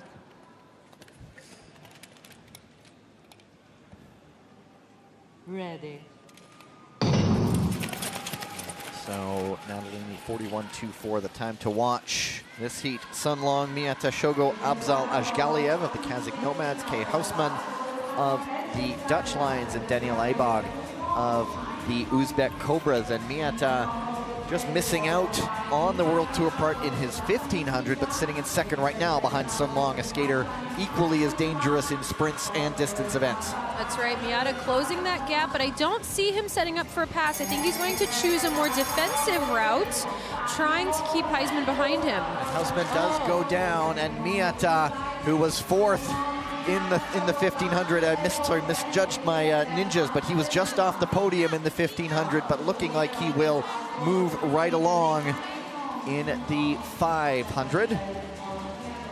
But much less drama in that one. However, there is still a review as Hausman went down. He was sitting in third place, if I'm not mistaken, and was looking at Daniel Aibag for that one. An excellent 500 meter from Sun Long, really textbook. A little scuffle there between second and third, but no one goes down, so no recall.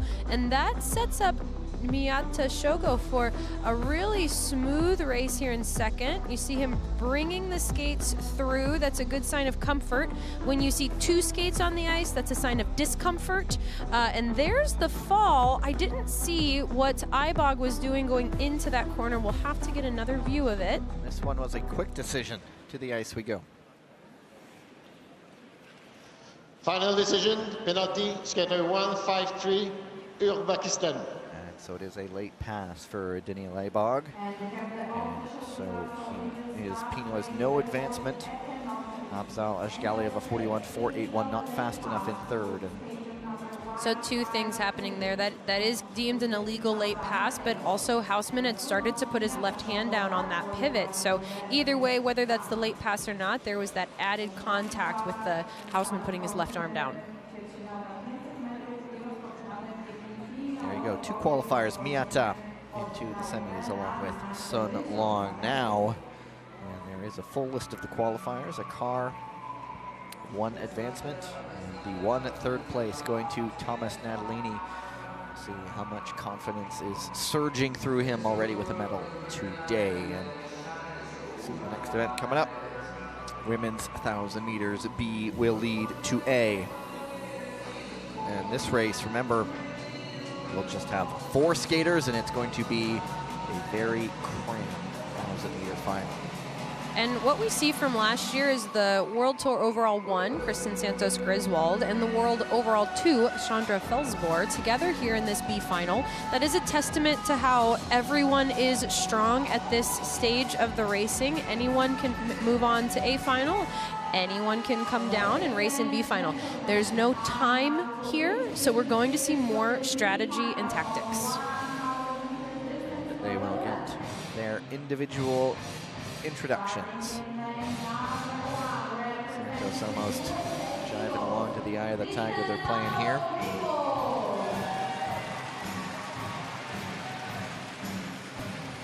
see the gold there on her skates, reserved by Paul Marchese, only for world champions. Get to use the gold leather.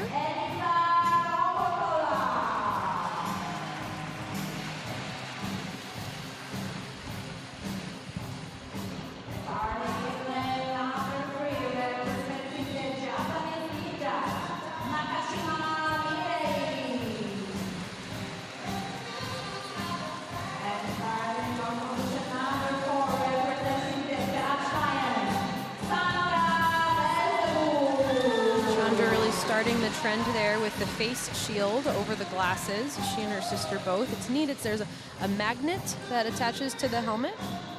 New technology in the sport. It's almost each week there's someone new trying it out. Go to the start. Instead of the glasses altogether in her case. Ready. And laps. Santos Griswold, Confortola, Velzebor, and Nakashima. And next week, again, all these skaters could very well be in an A final. Absolutely. Nakashima wanting to put some tension in the legs. She really wants to make it a race. The early pace, picking it up a little bit. Confortola winding it up on the outside. Looks like she's going to attempt to go all the way. Here's a response from Kristen Santos Griswold up into first. She got there first on the inside, but then Confortola just keeps it going up the inside. She grabbed the front, and now Velzebor wants her turn. This is good high-quality racing. No one's resting on their laurels, leaving it up to the sprint. Everyone's pushing the legs, pushing the pace. Final, but still taken very seriously. Santos Griswold, the bump on Confortola. Almost lost it on the corner there, keeps it together in that review, but does pop up. This is for 7, 8, 9, 10, remember? Velzebor leading the way. Kristen setting up a pass here, but it needs to be clean. Oh! Not quite. That one, the blades kind of dragged through, and so that will get a second look. All the while, Confortola gets to the front, and she brings Nakashima with her. And they will go 1-2 in this B final, but 2 review dots, and I believe Santos Griswold is in both of them. That's a little concerning because 2 penalties does equal a yellow card. It's possible that one of those or both of those could be cleared, but in the moment, there's a potential here for a yellow card for Kristen Santos Griswold. So we see this move up the inside. Chandra Velzebor checks her inside. Gives a little defensive move. Kristen gets the shoulders by, but it's late and it's also not clean. There seems to be some blade contact, right? She kicks herself, and then she kicks it. Well, not kicks, but then there's contact with Velzebor. It looks like she was through, but just took herself down, and Velzebor's in the wrong place. Correct. Now it's not sharp. But to your point, Gavin, there's those soft spots in the ice. When you see a skater pitching forward over their toes, that tells me either they're racing a little anxious, their thoughts are going faster than their feet, or their feet hit a soft spot and the body keeps moving quickly, and it's very difficult to compensate for that at top speed, especially when you're leaning into a corner like that.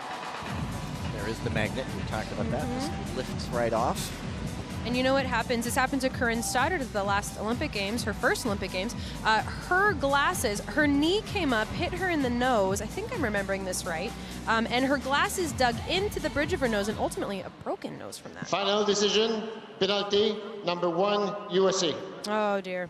So just the 1 penalty in the end, and I believe it might have been that second move. So the first one, so there's no yellow card, so no 2 penalties in 1 race, but it is this on the move right here, inside to out lane change. Again, you can watch that blue line. So she has to, okay. Yeah, and then she does. Her body pitches forward over her toes. She can't hold it. Here's what's important to remember at home. That blue line is inside the blocks. A skater cannot enter the corner from inside the blue line, or else they'll get what's called an off track. They have to step back onto the track to make it around the blocks. If they haven't completed their pass by that time, that's what makes it a penalty. Are the confirmed results. Elisa Confortola skates on through. to get 7th place, winning the B final. Nakashima Mide in 8th, and B, as I said, invariably leads to A, and so those skaters coming out on the ice, there is certainly one to beat. It is the one from Canada. Of course, this one has 2 Ice Maples in it, but it will be the first one trying to go 3 or 3.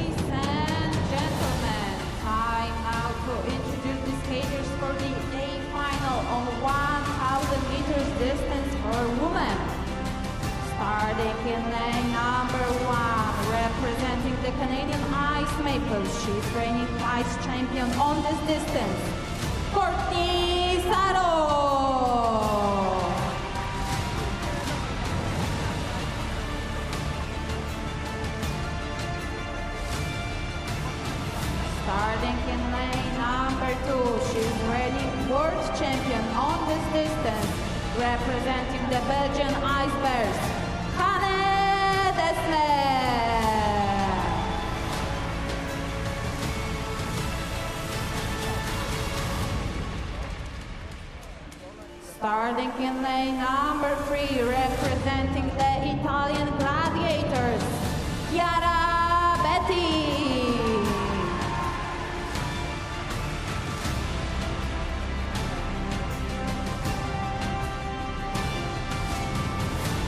Starting in lane number 4, she was second on this distance at Passport, representing the Korean White Tigers, Choi Min-jong.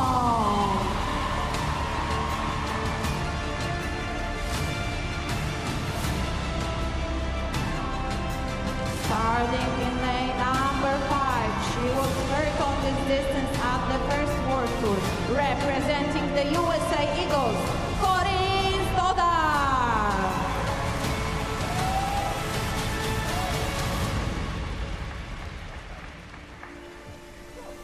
And starting in lane number 6, representing the Canadian Ice Maples, Florence Brunner.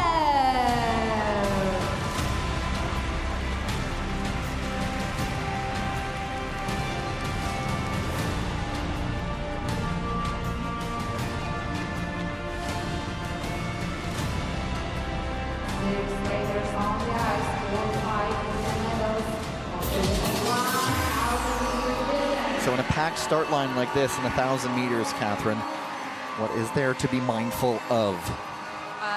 If I were on this start line right now, I would only be mindful of my breathing, because that is the only thing I would be able to control at that moment. There's a set of blinders on each of these skaters. Only their strategy matters, only their feeling, only their focus. And really everyone's creating an energetic bubble around them, trying to take up the most space and dominate themselves early on in the race. Go to the start.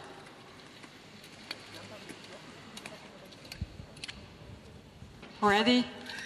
No shortage of A final experience in this race, except for maybe Chiara Betti. From what we're looking at it's certainly her first A final this season. It might have been a couple of years since she was in an A final in a 500 meters on the old World Cup circuit. But look who's back in front. Corinne Stoddard loves to skate from the front, and she's good at it. We are seeing Choi Min-jong kind of just looking around, shopping for options. Courtney Sereau doing the same. And Corinne's quick to respond. You see how she picks up her foot speed coming out of the corners there? It's a hammer float. She floats in nice and soft and then extreme acceleration out. It's a very hard track to pass. It was her silver medal in Montreal. She was leading, and then it was on the replay we see, so she sort of lost her balance. And I remember she was just sort of banging her helmet a little bit, regretting a last late kind of move there. And so we'll see if she is looking to make amends. 3 bronze, week number 1 in Montreal, 1 silver in week number 2.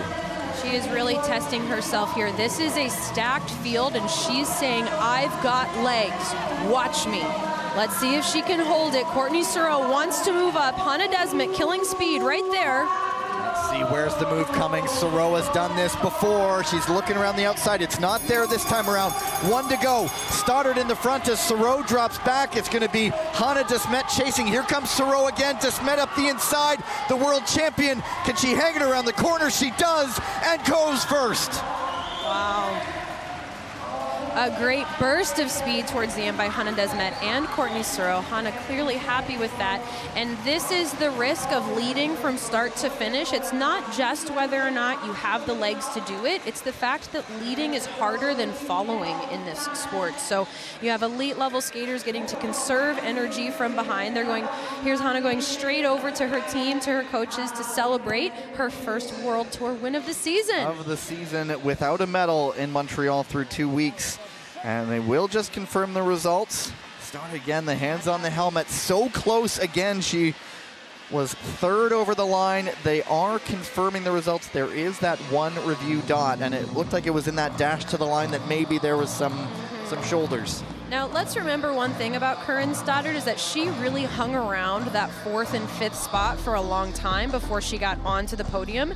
I think it's encouraging that she's hanging around that 2nd, 3rd spot now, because it means when she breaks out, she's going to break out decisively. Oh, Hannah getting nice and wide with her arm swing. That's good strategy. It's important to take up physical as well as energetic space in a race because it makes you harder to pass.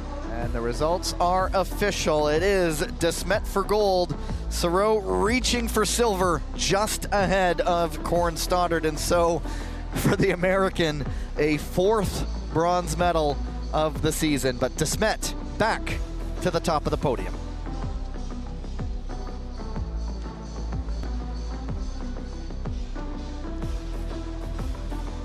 And so there you go. Desmet, Sureau, and Stoddard, your podium. Brunel gets up for 4th. Chiara Betti, 5th place. And Che Min-jong in 6th. There's coach Johnny Mantilla. The first Ice Bears medal of the season. There are the results. If you saw the kids out with the skaters, they're going to do it again. It's something that's new on the World Tour, this Polish program.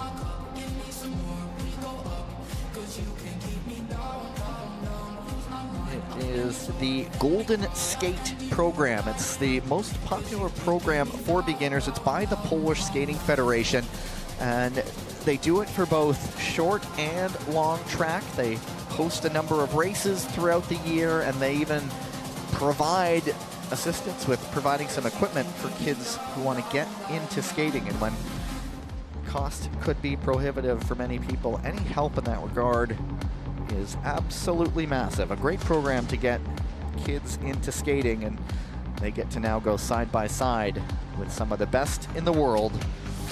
We go down for the victory ceremony. Ladies and gentlemen, the medal ceremony for the women's 1,000 meters at the ISU Short Track World Tour Gdansk 2025.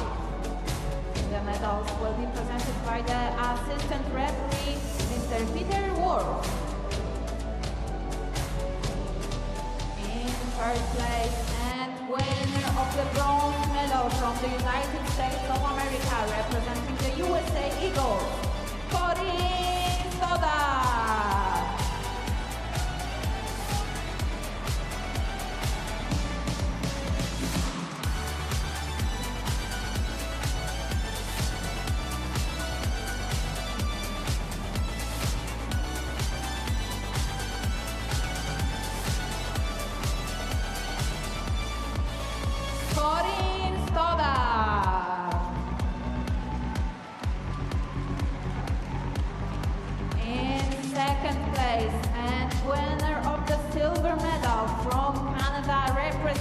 the Canadian Ice Maples, Courtney Sato.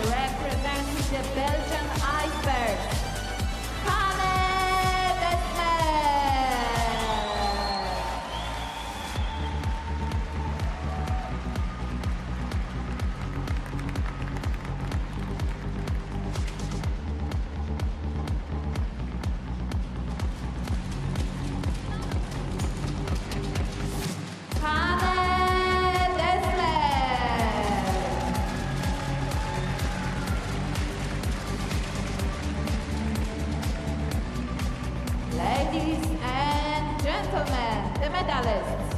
Szanowni Państwo, oto medalistki na dystansie 1000 metrów. Wielkie brawa!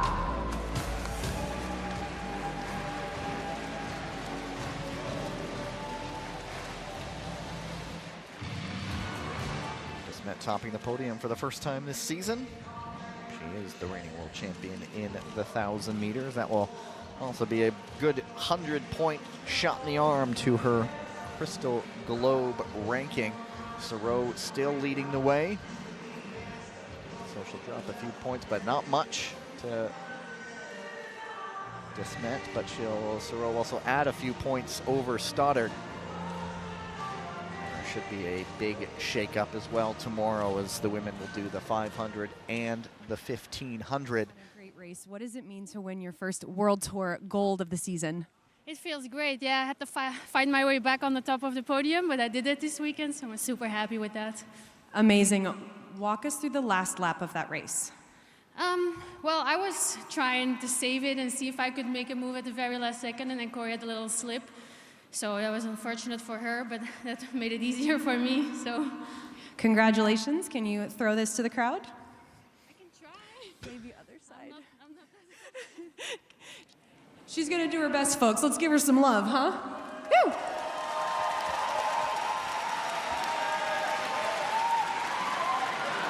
Oh, it comes up short. Don't worry, a number of skaters did that in Montreal too. Johanna Desmet, that's her first gold of the season. And a look back at the race.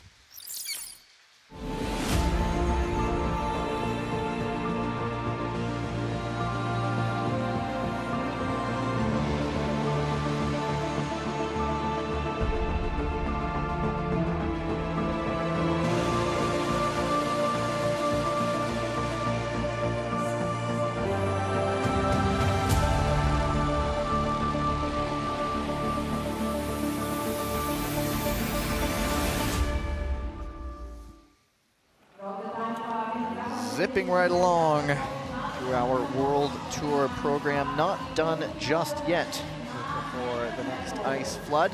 There is the updated Crystal Globe standings. Soro, Stoddard, Velzebor, 1, 2, and 3.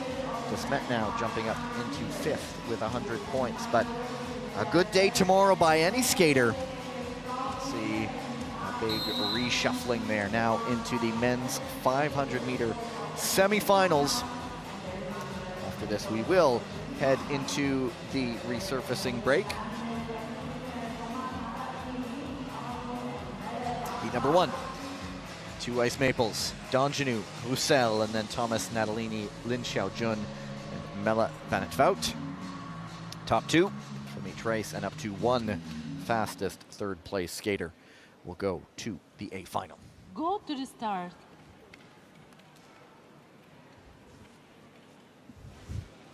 Ready. And out of position 1, out of position 2, out of position 3. Everybody as they were on the line, 1 through 5. Donjanu and Roussel leading the way, and Donjanu opening up a bit of a gap. Natalini, he closes in on Husel. Where is the opening going to be? Lin Xiaojun now trying to go up into third. Natalini closes the door and makes the move for second and then holds off Husel. And now Husel goes off into the mats, but Donjanu escapes away, but Natalini kind of did everything there, Catherine, in one lap. He held off Lin, he moved inside and got ahead of Husel and then held everybody off. And so Natalini, I wonder how much his confidence must be flying right now. Oh, it's amazing. Success breeds success. So you have teammates who start winning and you believe you can win, and then you have success. And it's like the confidence. As an athlete, you feel it in your heart, and your heart feels too big for your chest, and that confidence gets projected out. It definitely impacts in a positive way the race. Welcome back, by the way. Thank you. Short of breath. So great start here by the Canadian Ice Maples, taking off together. A big step across by Natalini. And then he continued. That's where he held off, made the move, and then held off again. And we've talked about this skill before called projection, where it's a lateral sport, but if you can move it on a diagonal, that's called projection. It's how you finish those passes cleanly. And he will try to add to that growing hardware. He's into the A final, along with Donjanu, because of course he is. Of course. Lin Xiaojun. We'll see how 40.911 hangs up. He doesn't have to wait too long, though. And there are the confirmed results. Exactly what I was just saying. Husel went down late in the race. And so, heat number 2, we'll see the reigning world champion, Steven Dubois, trying to join his teammate. Alongside him, Brandon Kim, an impressive race in the last round. Sun Long, already a 500 medal winner on World Tour this season. Miyata Shogo and Furkan Akar. Steven Dubois showing his composure.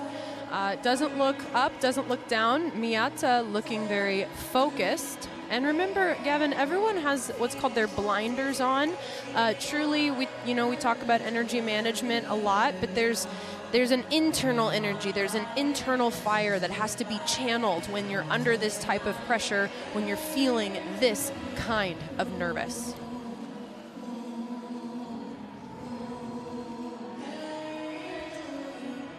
Stewards just doing the final prep, slaying the final blocks.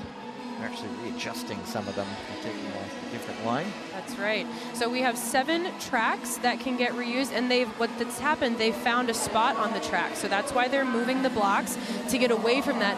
The tiniest speck of dirt can wreak havoc on a skater's edge. The edge is a millimeter thick, and so any little speck in the ice can cause damage, and at these speeds, that's dangerous. There is Sun Long, a bronze in 500 meters, number 2 in Montreal, and everything up to standard now, and we'll go to the line. Go to the start.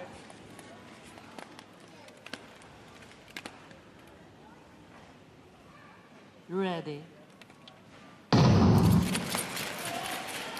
Dubois, an elite starter, gets off away. And then Kim, nicely done. It's really those two. There is a gap to Sun right now. That's right. Now, Brandon Kim is not safe in second place. Soon Long is coming. So if Brandon can set something up, now's the time. Otherwise, he's going to be playing a really tough game of defense. Here comes Sun Long. Kim trying to get around the outside. He does manage to hold off Sun, but what's left of the speed? He's still there. It's Dubois. It is Kim, and then it's look out. 3 together. What a move by Miyata. Can he hold on for third? I think he does. Did Sun reach too early? Incredible. And wonderful defensive skating. We'll get some reviews on that. Steven Dubois happy with his skate. Brandon Kim holding on. Pending review, sending himself into an A final.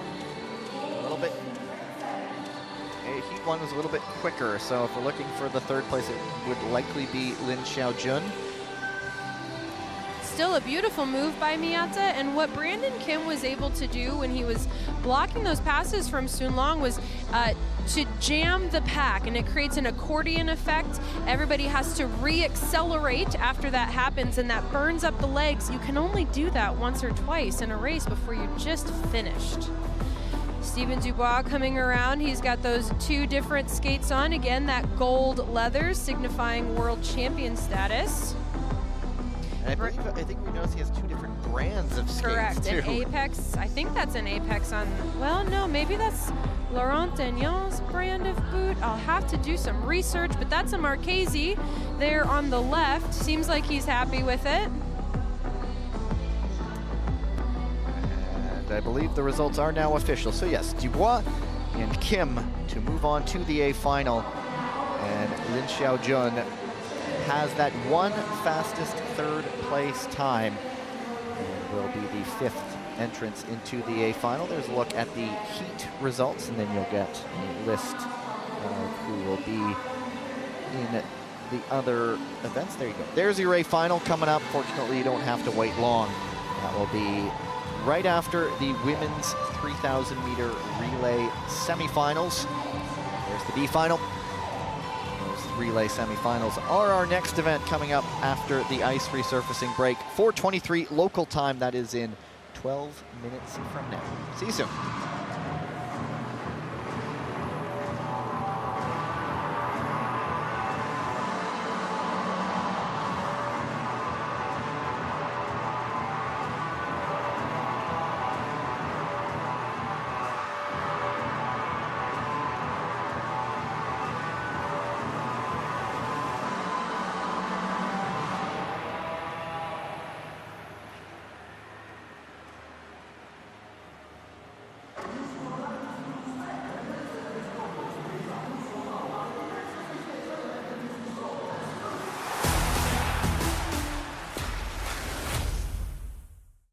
I'm here with 2023 world champion Pietro Siegel, and we're going to take a skate.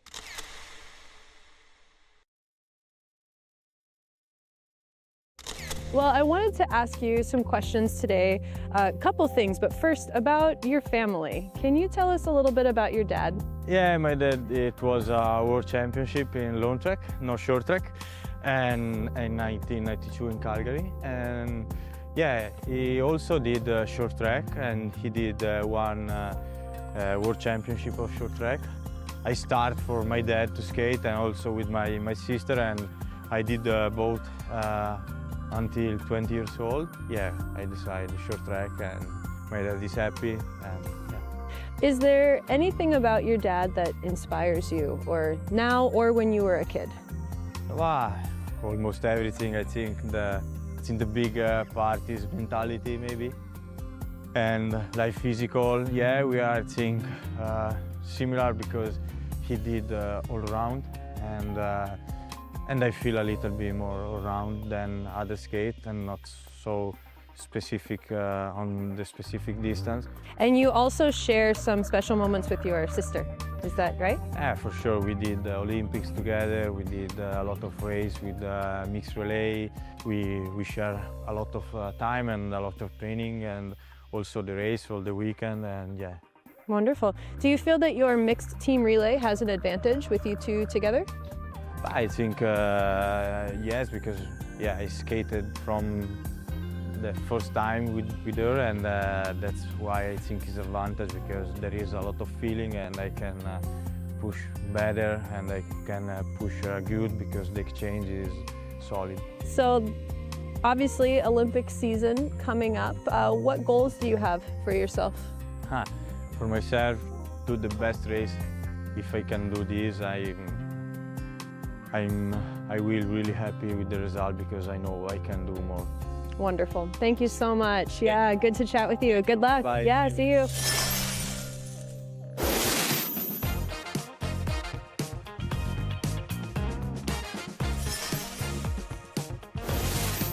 Hello, I'm Hannah de Smet, and this is my drawing of the Belgian ice bear. Oh. What does a bear's face look like? I don't know. Where's the... Oh, I forgot the nose. It is kind of what I was going for. It looks a bit more like a wolf. Hi, I'm Peter Jessepat, and this is my drawing of Hungarian falcon. And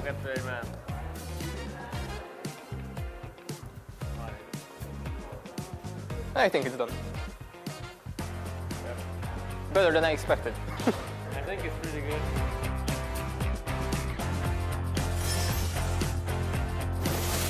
Hi, I'm Chloé Olivier and I'm from the French team and I'm gonna try to dry the cockroach.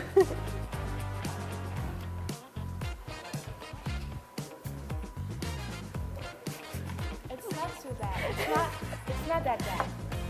Handsome French rooster.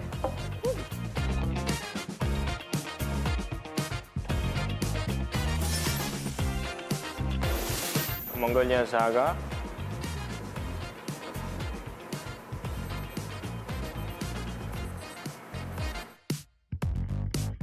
Yeah.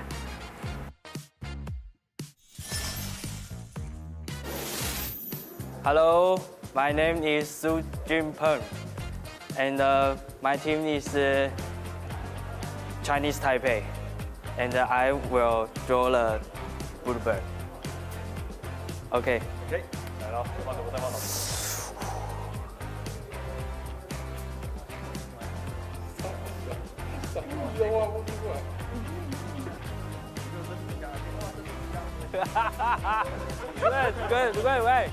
Good.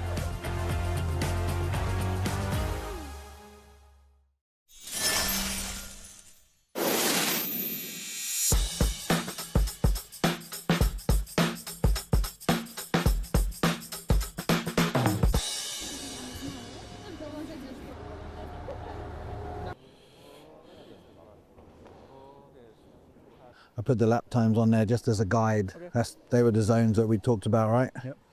Just so that just so they are aware that this is what's expected and not, like you said, Yeah. just try and keep them calm. Feel all right today? Yeah. Okay. My back is a bit tight again? Sensitive.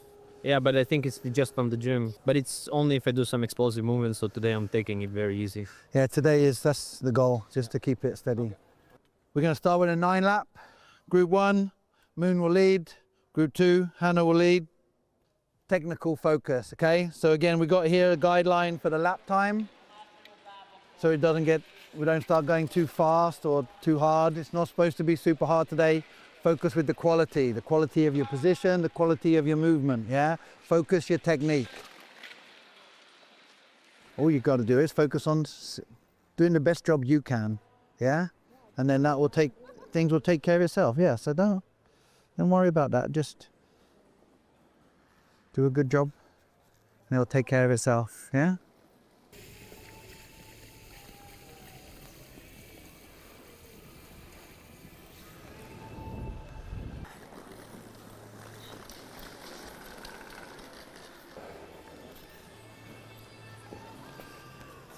Okay, so for the relay, we'll start on this side, exchange on this side, just so that we're not skating through the dirt so much by the Zamboni entrance and exit when we finish the push.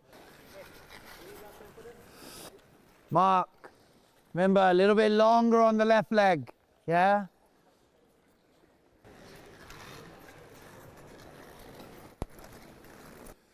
Keep the hip down, Laura. Yeah, it's crazy how we tell you to go easy and everyone wants to go faster. Yeah. When we say, oh yeah, put the harder lap time, everyone doesn't do it, they go slower. You have a microphone on. You're recording me? Yep. No. Trapping you, so. I just got you. Okay, let's go, Barbie. Ready. I think this is good. Yeah, so that's where I think sometimes like I always say, try to go past the first block.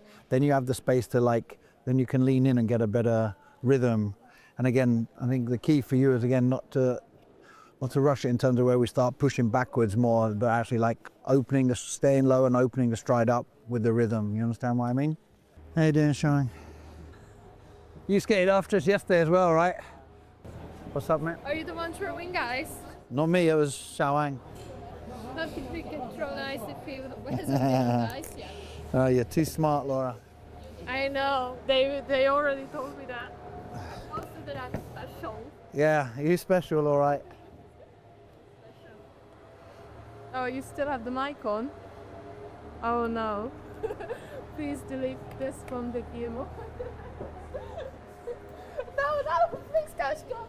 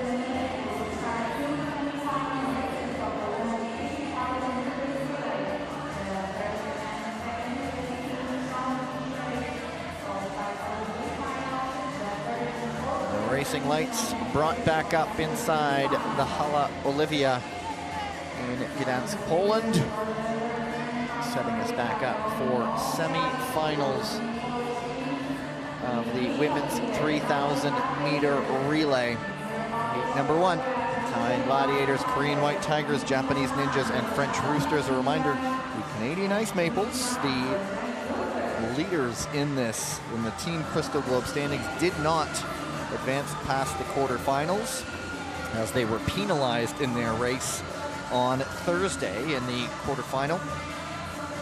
So, big chance for teams to pick up some big points if they can get into this A final. And you see Ariana Siegel there, warming up to the rhythm of the music there. So Siegel, Confortola, Betty, and Yoriati. There is Kim Gil-lee. Korean side has Chae Min-jong, Kim Gil-lee, Shim So-ki, and No Do-hee. The Japanese Ninjas, Hirai Emi, Nakashima Mirei, Kurokawa Ki, and Kanai Rika. That's a look at Berenice Combi of the French Roosters. There's also Chloé Olivier, Aurélie Lévesque, and Eva Grenouillou.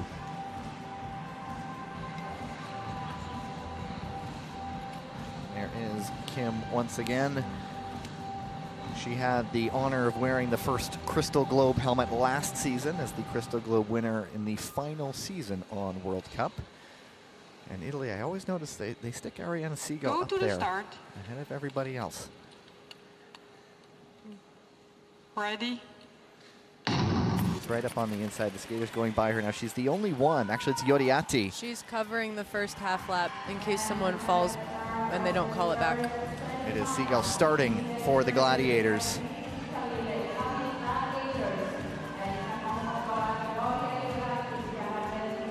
And we are safely underway here. The Gladiators did pick up plenty of World Tour hardware last season. No medals in either of the 2 weekends in Montreal. They won the opener in Montreal last season. And there's maybe safety is not the right word, but maybe a small sense of safety for the Italian skaters because they And all sorts of confusion there. I was watching that. There was the move by the Japanese up the inside into third. The French skater was pushed out wide, and then that just set the exchanges all over the place. That's right. I don't know if the French team can recover of this. They had a little longer moment of confusion than the Japanese Ninjas. Japanese Ninjas are already within a straightaway of catching on to the main pack. And so you have spoken so often about the dangers of making a pass right before an exchange. And so while the Japanese did get up into third, they almost shot themselves in the foot a little bit because that just caused confusion.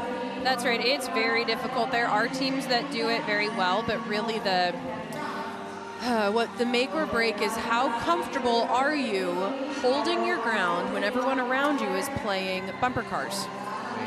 It's hard to stay smooth and to keep good timing in those moments. The French had that little bit more uncertainty. There was a review. It has been cleared, though. The French have a lot of youth in that side. You look at Combi and Grenouillou. Combi making her World Tour debut last season at the senior level. Grenouillou in her first senior level races this year. So everything's a lesson.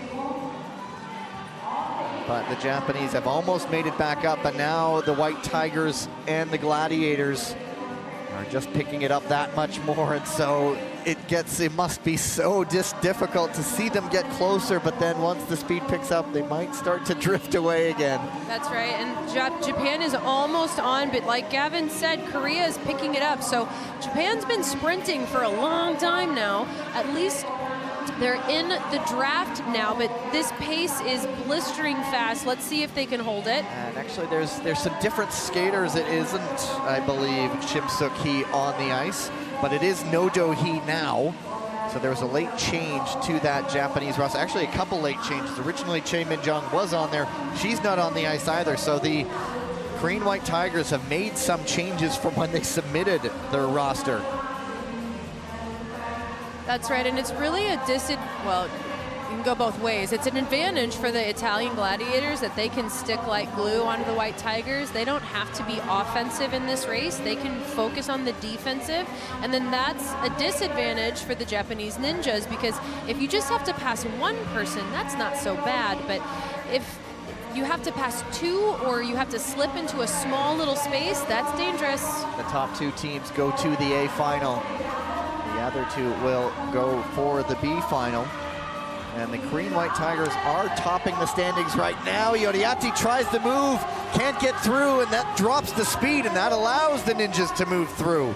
She received a catapult launch of a push from her teammates. I think that was Betty that gave her that push. It's a great asset to have a powerful exchange like that in the relay, but you gotta control it. One more exchange coming. You'll see two reviews on your screen. So the race may be almost over, but it may not officially be done just yet. And it is the Japanese Ninjas sitting in second right now. It is Confortola making the move up the inside. And that's gonna be a third review to come. And so the drama may just beginning, as all the while Kim Gil-lee off the front takes the win.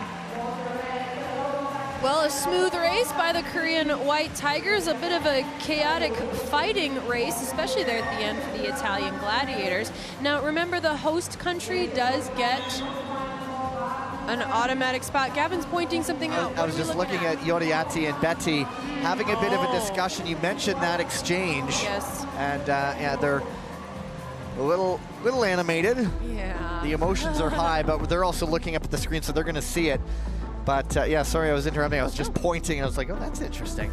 Yeah, and so there's a lot of communication. We'll talk through this. So I think that's No-Do-hee sliding up into Shim Suk-hee. That's Shim Suk-hee.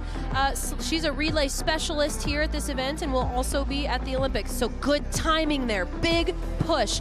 Everything looks like a green light. Is this the moment there? Oh, there's a scuffle and there's some arm contact. And that might be where the speed goes. Correct. Okay, so now I understand. It wasn't just a big rocket launch of a push, it was also a little bit of contact. And now... And so both the Korean White Tigers, perhaps for that moment, and the Japanese Ninjas are being reviewed for possible incidents. Against Italy, both teams against Italy. But then there was a third dot near the end too. I mean, there was the first one cleared, and then there were 3 more yellow ones, and so... Well, then Italy made a pass back on Japan. Well, we'll just have to wait and see. Looking easy here, crossing the line for the White Tigers. And so if that pass for the lead that Yoriati got sort of knocked off balance by the White Tigers, it would be in an advancement position, and so... Yes, that's right. It's really hard to make those calls because here's the thing, that sometimes the skater on the ice is thinking, oh yeah, this is perfect. We're gonna set this up. This is gonna be a pass. But then if the skater coming out onto the ice either doesn't know to expect that, or has a bobble, or gets a little too close to another skater on the ice, that's when the communication breakdown usually happens. The skater on the ice has a plan. Does the skater coming out to receive the push, do they know that? And that's sometimes verbally communicated, sometimes hand signals, sometimes just a look with the eyes. Depends upon the team. I'm just going to point this out. The 3 yellow dots, one is for the White Tigers, one is for the Japanese Ninjas, and one is for the Italian Gladiators. Oh my. If there are 3 somehow penalties, that's the French Roosters moving into the A final. Oh my goodness. So we'll try to explain what the officials see. Whatever the ruling is, we're not getting all the angles just yet because they are in the domain of the officials. And so kudos to all of you down there reviewing that race. Our officials, if you are able to hear us, keep up the good work. Keep it up down there. You're doing great. Tigers, Ninjas, Gladiators. Oh my. Hey, nice one. It took me a while to come up with it. We do have lions. Do we have tigers? And bears. Yeah, we got bears. Lions, we're tigers, just waiting and for the bears. tigers. You know, if Malaysia's looking for a team, I think there are tigers in Malaysia. Malaysia's new this, anyway. There it is. Okay, so there's a hand there. We're not seeing what call is being considered, but there's a hand again. You do have to put your hand down to pivot, but that hand was down on block 2. That is not a normal time to pivot, so who knows if that was a balance issue or if that was a tactical play, but that's what the officials are trying to kind of unstick here. And so one of them, the one where the Gladiators are being reviewed for a possible infraction, they're also looking at a possible shared responsibility situation. So we can only guess right now. That's right. But it looks like decisions have been made. They're at the results screen. And this could be the one that Italy is getting reviewed for, or the possible shared responsibility. That's a big twist in the shoulders. Nice job of Ami Hirai recovering from that. Look how her shoulders twist way inside, or is that? But are they side by side at that point and just going like that to each other? Yeah, we would need a different angle to know for certain. It looked to me like Yoriati was carrying more speed and more momentum into the contact. It wasn't just a skating side by side situation. Let's see what they've got decided. Final decision, penalty, Team Korea. Advancement, Team Italy. We have no penalty for shared responsibility between Italy and Japan. Got it? So one penalty. The White Tigers, the Italian Gladiators, he said advanced, but they were one of the top 2 over the line ahead of the French Roosters. And so it's on the exchange here, the arm push that Catherine noted right there. Right there, yep, and then that one didn't create contact, but it was close. No penalty here, shared responsibility. This is where Yoriati came through. Oh yeah. Oh, sorry, that's Confortola actually. That's another incident right there, shoulder to shoulder. Interesting. It's it's enough to make a coach question what they're doing. That's right. Maggie Key. That's right. A little bit of relief, I think, that her skaters went through. A little bit, are you kidding me? 4 years worth of weight on her shoulders coming off right there, maybe more like it. And so shake-up coming in the discipline standings because the Koreans were first and second last month. Go to the start. With the Canadians out as well, lots more to come. Ready? USA Eagles, Polish Hussars, Dutch Lions, and Chinese Lungs. And I was watching, they were chanting Polska, the home fans. but the U.S. skaters were clapping along to it. So there's pretty good relaxation there. Oh, yeah. Right now on the front. There's a lot of respect between athletes because the sport's too hard not to respect how hard each other works. Like, even though everybody wants to win, there's also this sense of like, we're all suffering together here, and let's suffer well. Zoe Deltrap on the front. Sandra Velzebor wearing an all-white helmet. Last month she had a pretty recognizable purple number. Now she's going a little more low-key in this race. Salma Poutsma, Julie Latai, Natalia Malashevsky on the exchange goes into second for the Hussars. I'll just read through who's on for the Lungs. Gong Li, Zheng Tutong, Zheng Yize, and Wang Xingruan.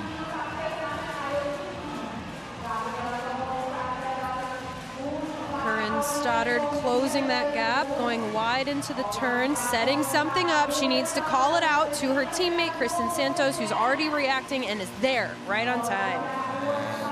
Communication, somehow they get it done. Those two girls are so close. They might be on each other's brainwaves, to be honest, which is a great thing in the relay. And the fourth U.S. skater is Eunice Lee. She's in it right now behind Deltrap. And winding it up on the outside, that is Wang Xingruan up into third. Oh, and so Chinese team not taking an exchange there, and then Wang Xingruan getting caught up. They lose a position. So maybe they're trying to call an audible, change the tactic there. It doesn't come through for them as the Hussars now up into third. Not the most straight-on exchange from Malashevska to Topolska there, but they get it through, and Topolska, ooh. And I see the Chinese Lungs purposefully skating a different track pattern. They can do that now that they're in the back.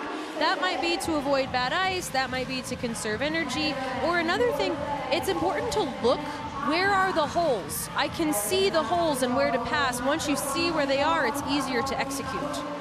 And the Lions on the front right now in the overall standings in this discipline alone. They are sitting in third. The Ninjas in fifth, that's the Japanese, pardon me. The USA Eagles in sixth. The Polish Hussars in eighth. And so the chance to get into an A final and a good chance to get those Olympic quota spots. But right now, the Lungs back up into third. Julie Latai defending well there, passing off to teammate Corinne Stoddard, who needs to accelerate, and the Hussars push the Lungs back into fourth. And Topolska gets that nice ovation from the partisan support. A lot of red and white in the crowd today. Sandra Velzebor, Kristen Santos Griswold, Camila Sellier, and Gong Li right now. And these are your finishers. There's one more round for every skater on the ice. They will see 6 to go. Reminder, there will be the gun just before 2 laps. One more exchange allowed.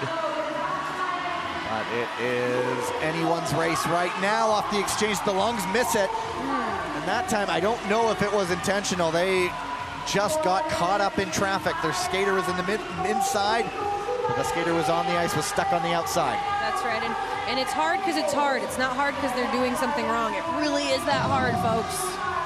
Corinne Stoddard out there for a longer exchange than we're used to seeing.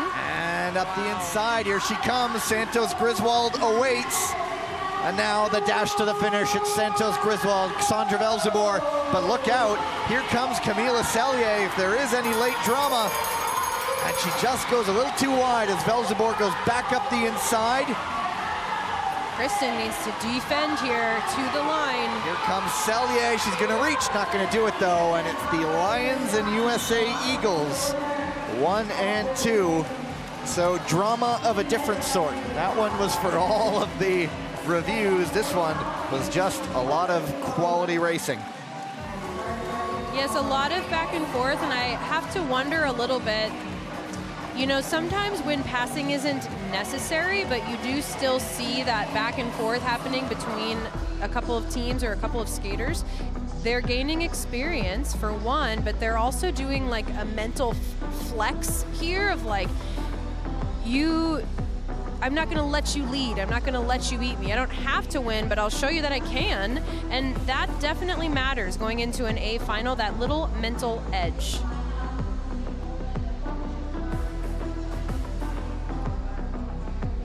A nice turn up the inside there by Michelle Velzeborn. Now our screen has switched to Jeandre Velzeborn, who does the same thing. She cuts in tight on block 5, which is an ideal inside pass setup. Kristen Santos does not seem to fight back. Maybe a little unstable there around that last turn. Totally comfortable and safe diving for the line. Those results are confirmed. The Dutch Lions will look for their second medal of the season in the women's relay. They were silver in week number 1 behind the Korean White Tigers, who will not be in the final penalty, so they won't be in the B final either. And there you go, 3 sides. Hussars, Lungs, and Roosters will go for 5, 6, and 7. No time to catch breath for you. It's the 500-meter men's B final. Have it. Mela Vanetvout, Miata Shogo, Sun Long, Furkan Akar, Felix Hussel. Sometimes skaters decide to not go for the B final. Not the case this time. All 5 will be on the start line.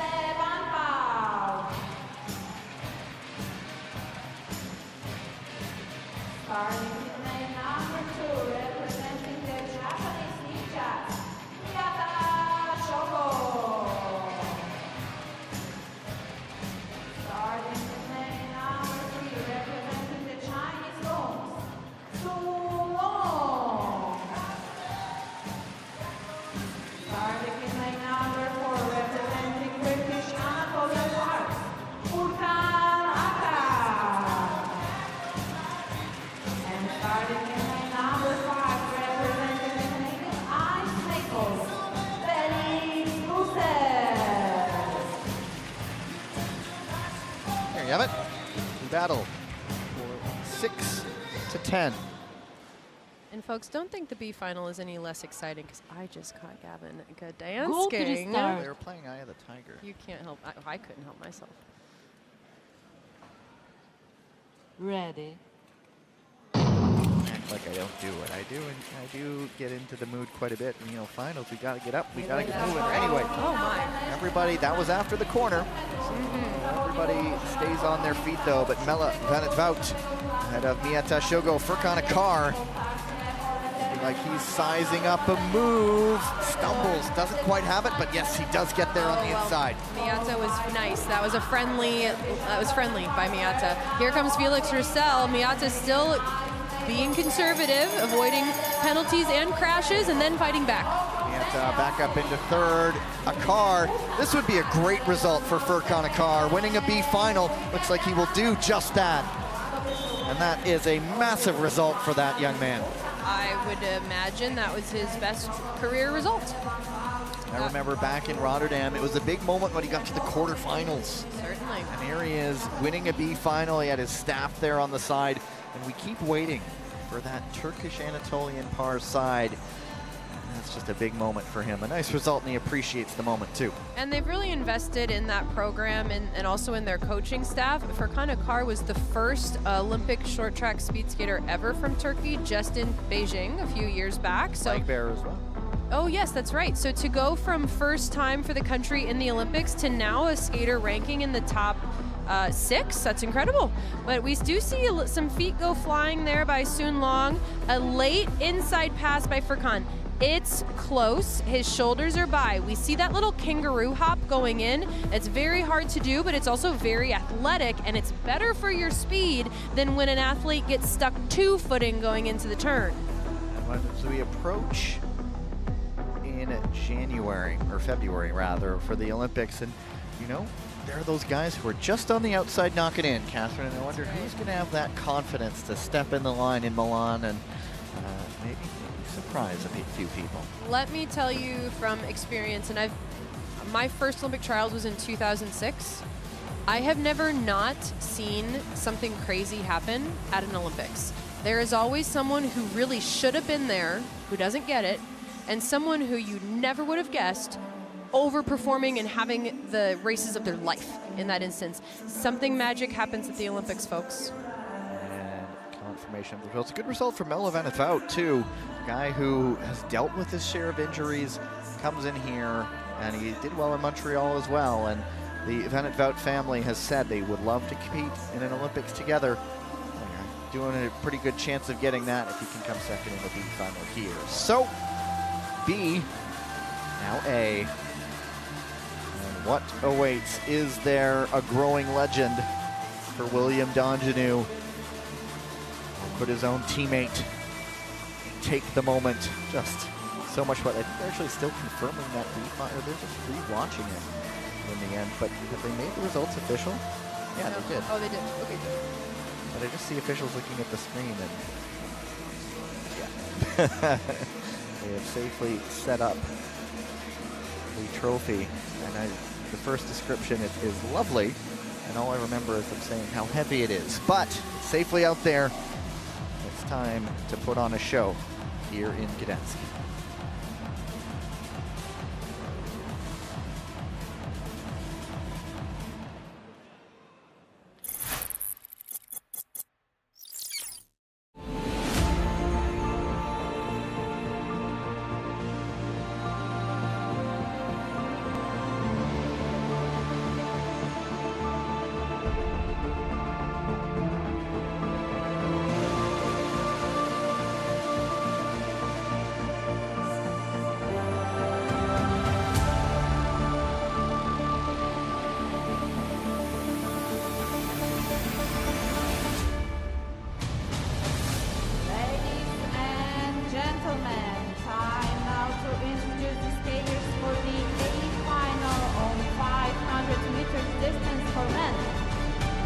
Starting in lane number 1, he won gold medal today at 1500 meters, representing the Canadian Ice Maples, William Dongenew.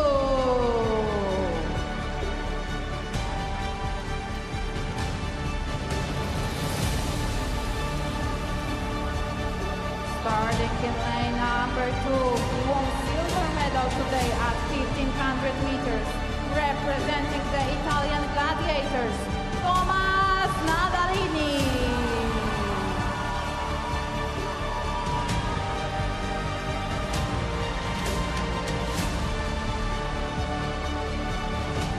Starting in lane number 3, representing the Chinese monks, Lin Xiaozhong.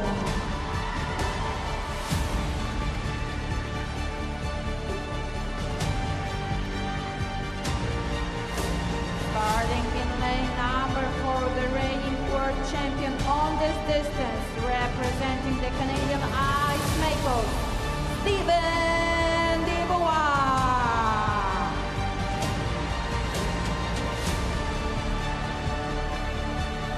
And starting in lane number 5, representing the USA Eagles, Brandon King.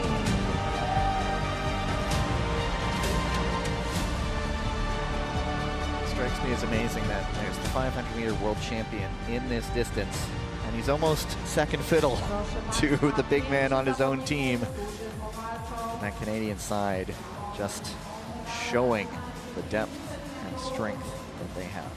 The depth and the strength, and also kind of the space between the generations, because Steven Dubois, he said to me the other day, I've been doing this for 17 years.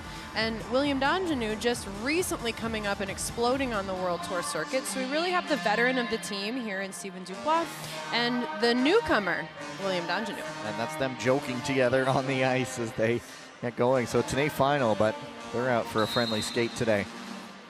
But Nadalini, certainly a surge of confidence.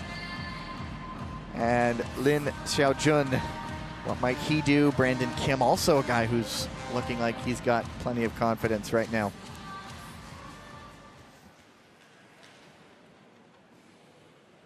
Go to the start.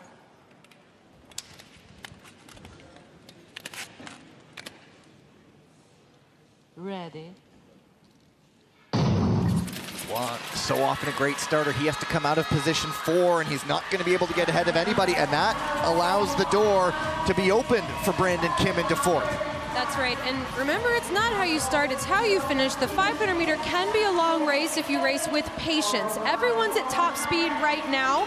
It's not quite time to pass, but here we see our first try. Lynn, an excellent pass up the inside into second. Natalini, and he's passed and battling, but with Brandon Kim. That allows Dubois to sneak up into third. Already one to go. Donjanu leading. Lynn is not going to be able to close it. It's just so easy. Donjanu again. Flapping those wings, flying to victory, saying, let's do it again, folks. That is 5 in a row. The last non-William Donjanu to win a gold medal would have been Pietro Siegel Sunday in weekend number 1 in Montreal, winning 1,000. Since then, forget form of your life. This might be form of a generation. You're onto something there, Gavin. And right away going over to celebrate with his teammates, who he says are like family, so grateful to train with the best. He says they push themselves, and it helps relieve the pressure, because at the end of the day, he's got friends and family to go home to. He doesn't have to win, he gets to win, and he gets to share it. Okay, over to congratulate Stephen Dubois as he got up for third, and so this time it is 2 Canadian Ice Maples on the podium. Donjanu will be joined by Stephen Dubois as we just look back at this one, and it was never in doubt. You want everyone to have a chance, but, but it just didn't look like they had one. Well, especially with William Donjanu in the lead, and then other skaters kind of getting wrapped up, fighting for second behind. Brandon Kim putting in a heroic effort here, trying to get himself up into medal contention. Natalini saying, if you want it, you're going to have to take it more decisively than that. And that's good. That's good defense. But I do know that there is something under review. Was it that? Was that the move? Potentially. I mean, we never saw any yellow dots on the screen. They do, even without the dots, they still look to confirm everything. Possibly Italy and USA getting caught up in a little trouble there. I'm not sure, were they in a medal position? I don't think it would have affected anything. Anyway, to the ice we go. Final decision, penalty number 13, Italy. And so this time it's Natalini getting the penalty. Not sure if there was much disagreement that there was sort of a, well, okay. But here it is, outside to in lane change. Yeah, the double pivot. I can spot it now, Catherine, as she dashes off to do an interview. But this is all said and done.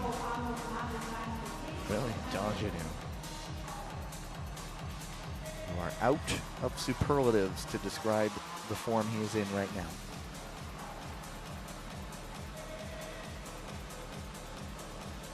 In the Golden Skate program, I see Stephen Dubois chatting with them, and just a nice moment for these kids, and some of the best in the world who would love to see their sport grow. And now time for the victory ceremony.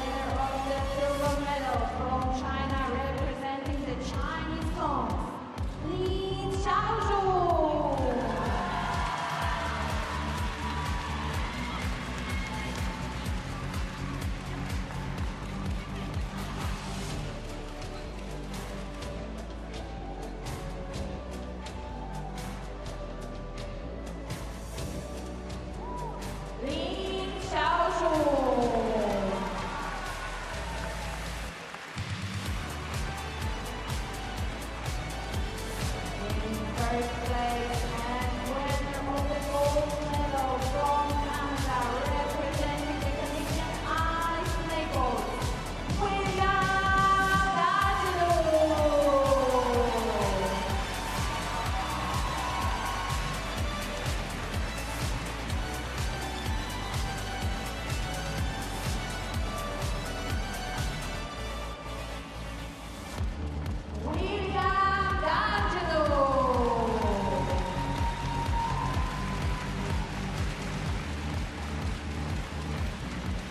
Ladies and gentlemen, the medalists. Ani panowie, medalist na dystansie 500 metrów, wielkie brawa!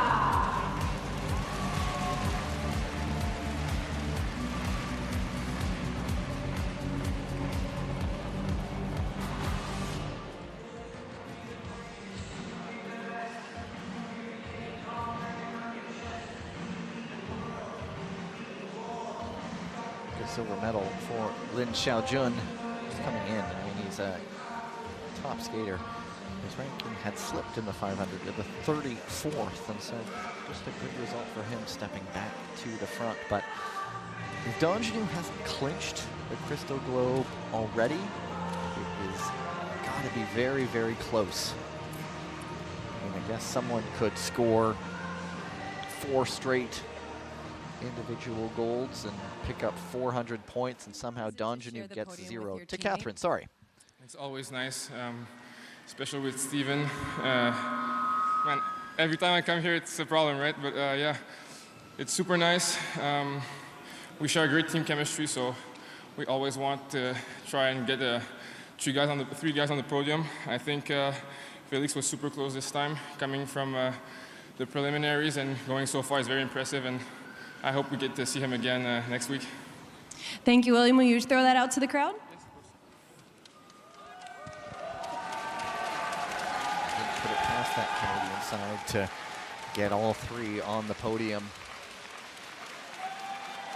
in a race eventually. I got 2. That allows me to segue a little bit. Just pointing out the Dutch long trackers on the women's side picking up a sweep at the World Cup event in Calgary. That's also going on. So if you're a fan of skating, there's everything this weekend. There's short track, there's long track, and there is also figure skating event going on.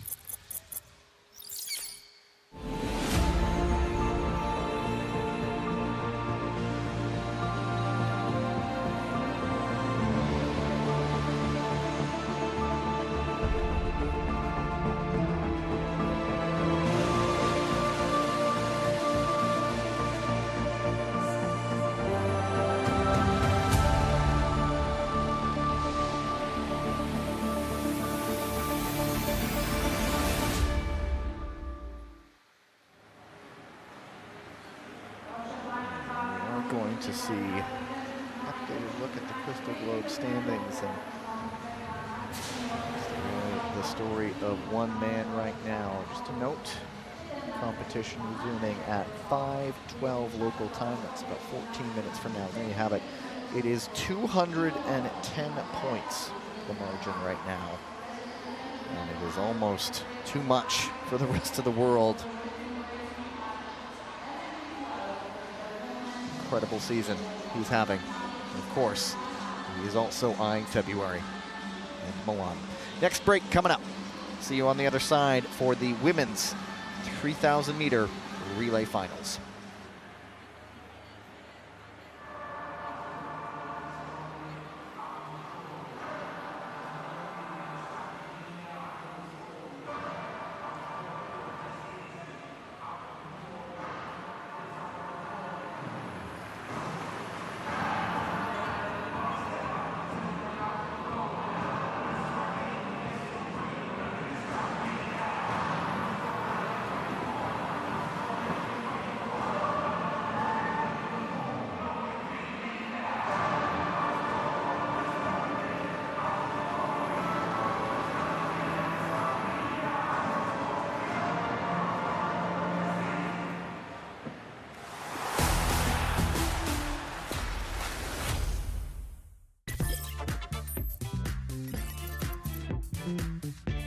What would I say to my younger self? Whoa, that's a good question. What would I say to little Hannah? No, I think she did great. She took a really long time to get where she's at now, but yeah, she did the right things. If you do what you love, you'll never have to work a day in your life. And if you want it more than anyone else, you will find success. Trust your work and stay like true to yourself and believe yourself, because it doesn't matter how good you are right now or how bad you are right now, you always have the possibilities to win something. To not always look for perfection and just go by feels more often than not.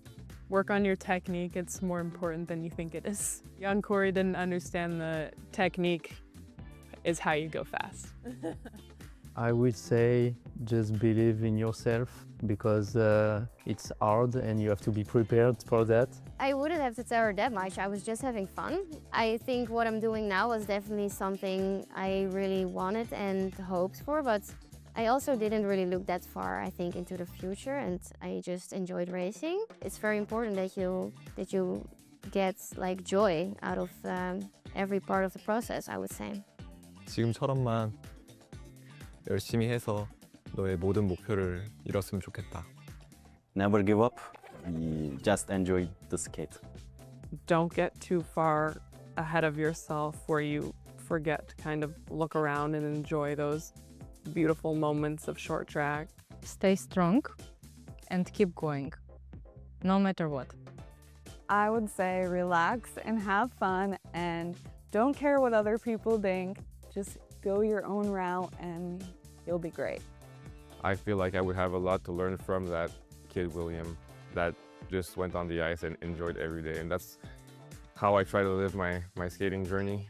I still try to remember how I felt the first times I was on the ice, and that's really the feeling that pushes me forward. Natalia Maliszewska. And Michał Niewiński.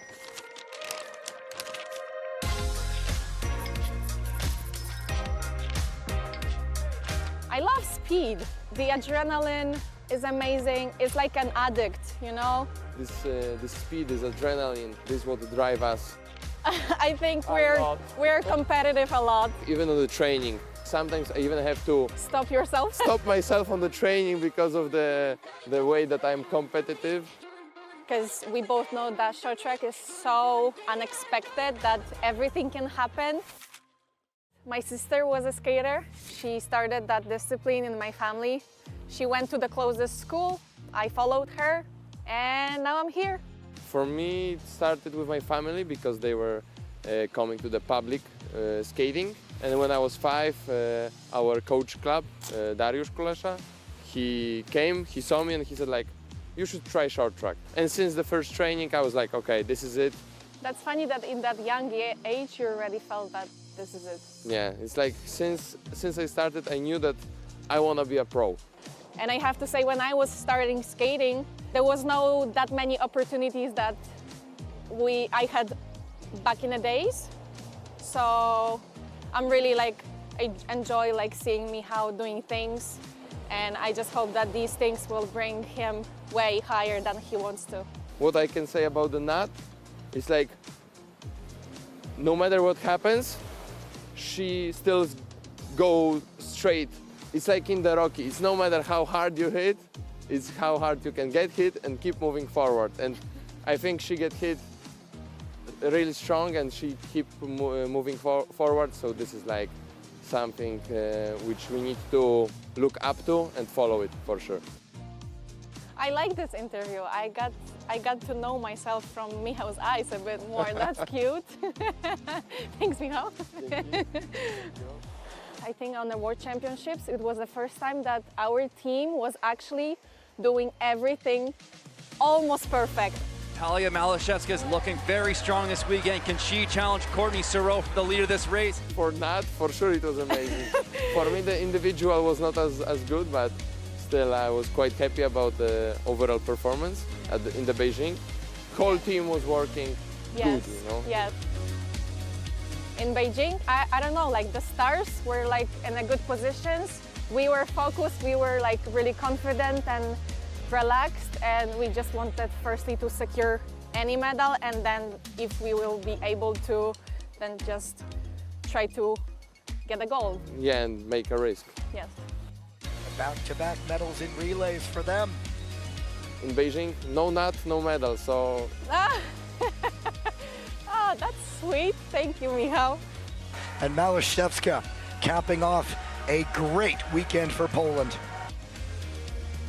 Back in few years, it was like when you said on the street that you are a short track speed skater, they were like, huh? Yeah. And now they are like, they heard something. They heard something. So my goal for Milan, I really want to enjoy Olympics because I don't know for how many years I'm gonna be skating. So I really want to make memories, like good memories, and do my best when it comes to the women's relay and the mixed relay, and of course my individuals. But the most important is for me to just enjoy it. I will say what our coach is saying, Ula. She's always saying, don't expect anything, but be ready for everything. Mentally and physically, I think I will be ready. But at the same moment, if we will not get a medal in Milan, the world will not end and it will not be an end of my career. So I will go there to fight for the medal, but at the same moment, it's not a end of the world if it doesn't happen.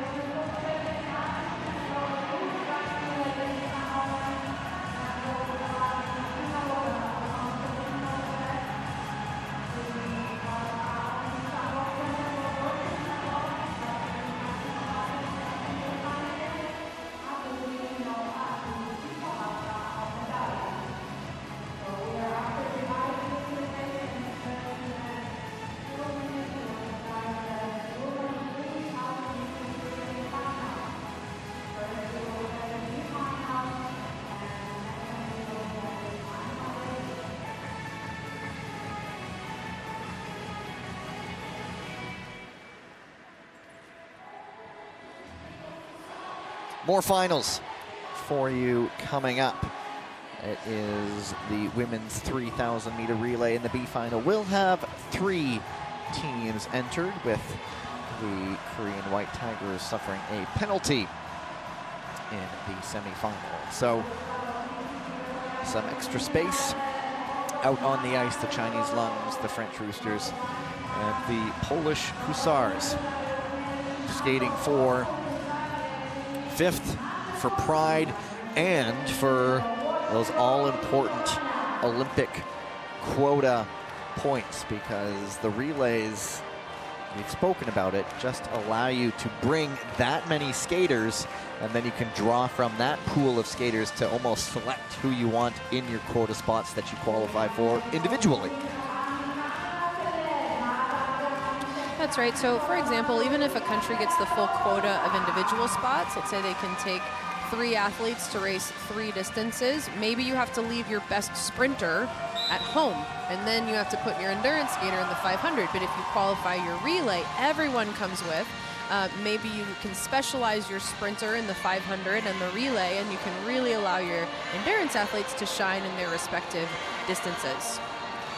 Hussars just were the middle of the ice, coming together for a quick cheer before they go. And so Gabriela Topolska to start things off. The Lungs have Zhang Chutang, and it is Aurélie Levesque starting for the Gladiator. Go to the start. Pardon me.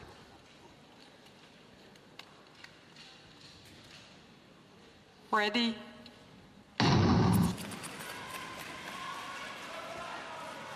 that French training base is in the Pyrenees, Font-Romeu, close to the border with Spain, but they do a lot of work up in Bormio as well. And they are really building, of course, for 2026, but they have that group of skaters also eyeing 2030. Another home Olympics for them. They just had one for the Summer Games, but a winter one is coming, the first for them since Albertville, 92. At the moment, Nicola Mazur goes to Natalia Malashevska, and it's Fan Kushing, a great Chinese skater, in second. Berenice Combi, one of those French youngsters, in third right now.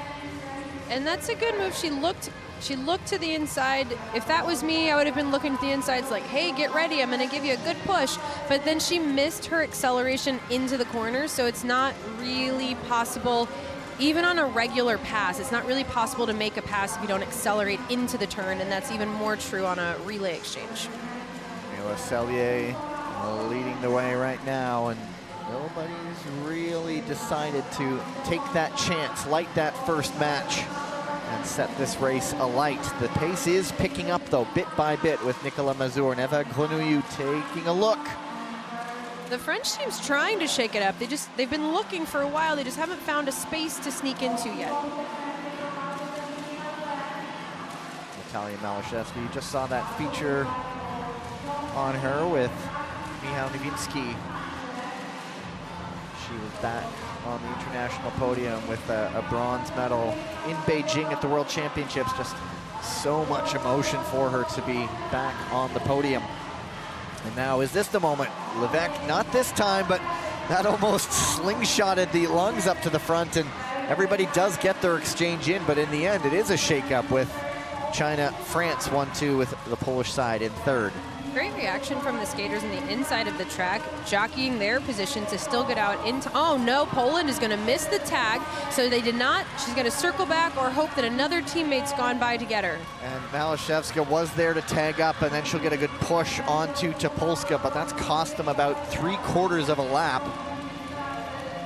That's giving something for Team China to chase, hoping to skate away here from France as they're, like I said, actively looking for opportunities to pass, and the Chinese team says, I'll just skate away to safety. And this could have pretty big ramifications to that women's relay quota spot. The French coming in, sitting in 9th, so we're already on pace for a higher result.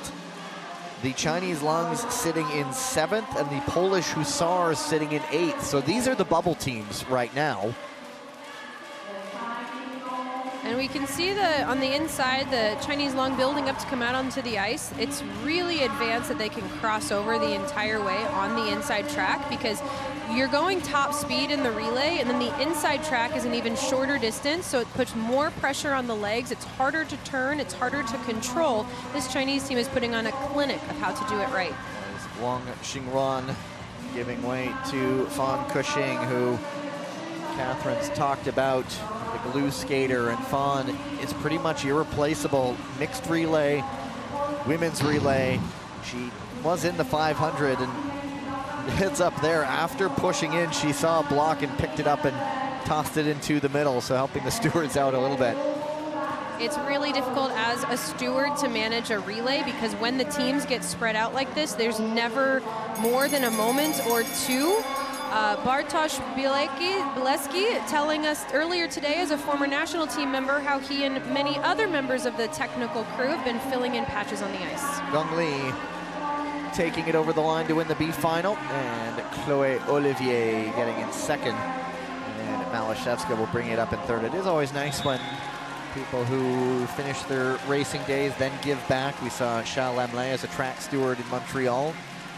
And yes, he was wearing his World Championship gold boots for some of it. Well, once you earn those gold boots, you want to show them off. Several former members of the Polish national team and even Junior World Championship team members here track stewarding for the best of the best. And that's why we're seeing such good ice management out there, is that these are athletes who know what to do, they have experience, they know how important their job is. There's the fall by Poland. She just breaks out. Now, number 29 there does not receive the push. That means another skater from inside the track needs to circle around and tag up with Camilla right there. It was Malashevska who saw what was going on, reacting. Mazur, there's nothing really she could do. She was waiting for the push and just, oh no, almost in slow motion there. And it's the worst. Well, that was in slow motion, pardon me. Yes, 5 seconds. It's it's the worst when you're within arm's reach and it is happening slow motion in the moment, and it's like, no. I've been a part of that, and it definitely hurts, because the skater receiving the push, they can't see you. They don't know what's happening. They're waiting, and all of a sudden, what the heck, what's going on back there? And by then it's too late. They are filing off the ice, setting things up for the introductions, and always the fun part of relay finals. We'll see what kind of creativity the teams have come up with. The Italian men always tune up the orchestra a little bit. There's a conductor and 3 strings players for lots of things, and everyone has their introductions.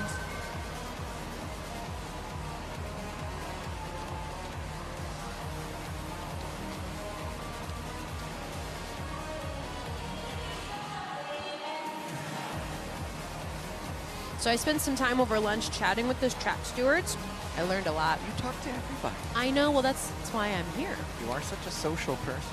Well, I know everyone at the rink. This is my home base. So anyway, what I did was I sought out some of those track stewards, because I'm impressed. The job they're doing is difficult. And like I said, Bartosz Bilecki telling me the best part is the relay, enjoying the adrenaline of the relay. But the worst part is that he can't watch the racing as much as he would like to, because he has to stay focused. Like I said, it is a difficult task, chasing blocks, replacing blocks, and staying out of the way of the race.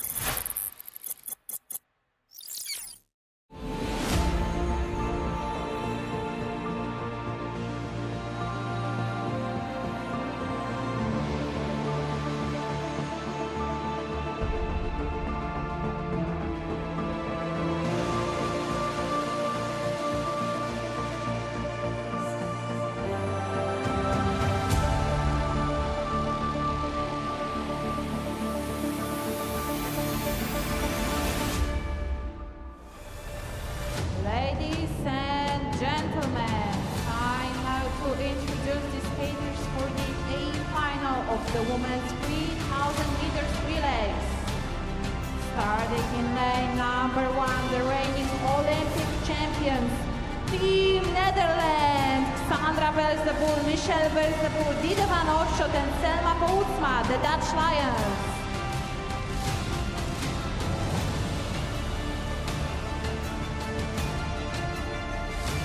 Starting in lane number 2, Kristen Santos Bridgewood, Corinne Stoddard, Julie Letai, Cameron Luther, the Team USA, the USA Eagles.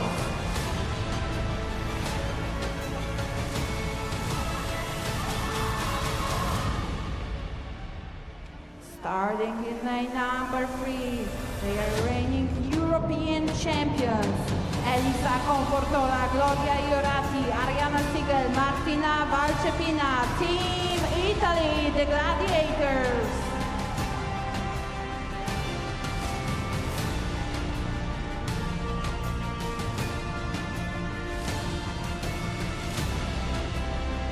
And starting on lane number 4, Hirai Ami, Nakashima Mirei, Kuro Kawaki, Kanai Rika, Team Japan, the Japanese Ninjas.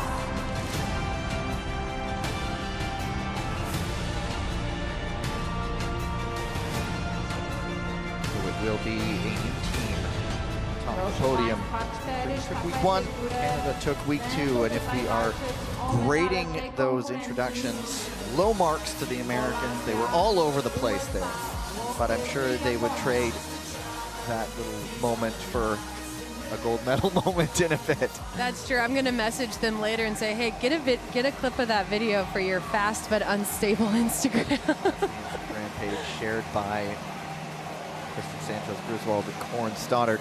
So the beginners, Michelle Velzeboer, Stoddard, that is Ariana Siegel and Kanai Rika.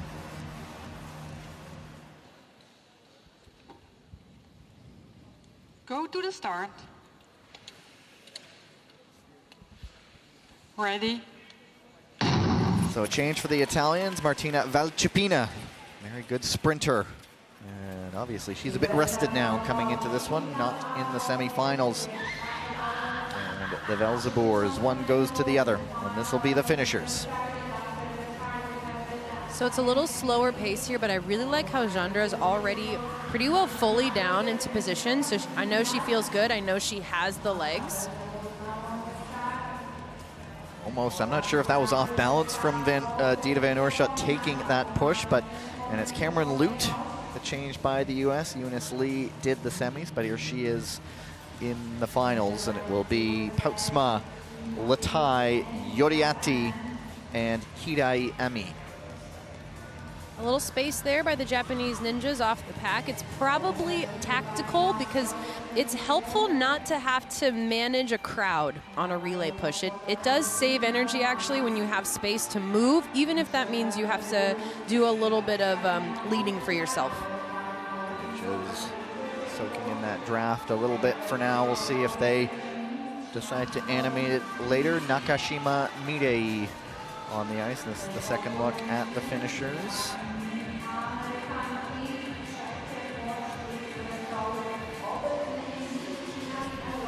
Just almost easing into this one, the preamble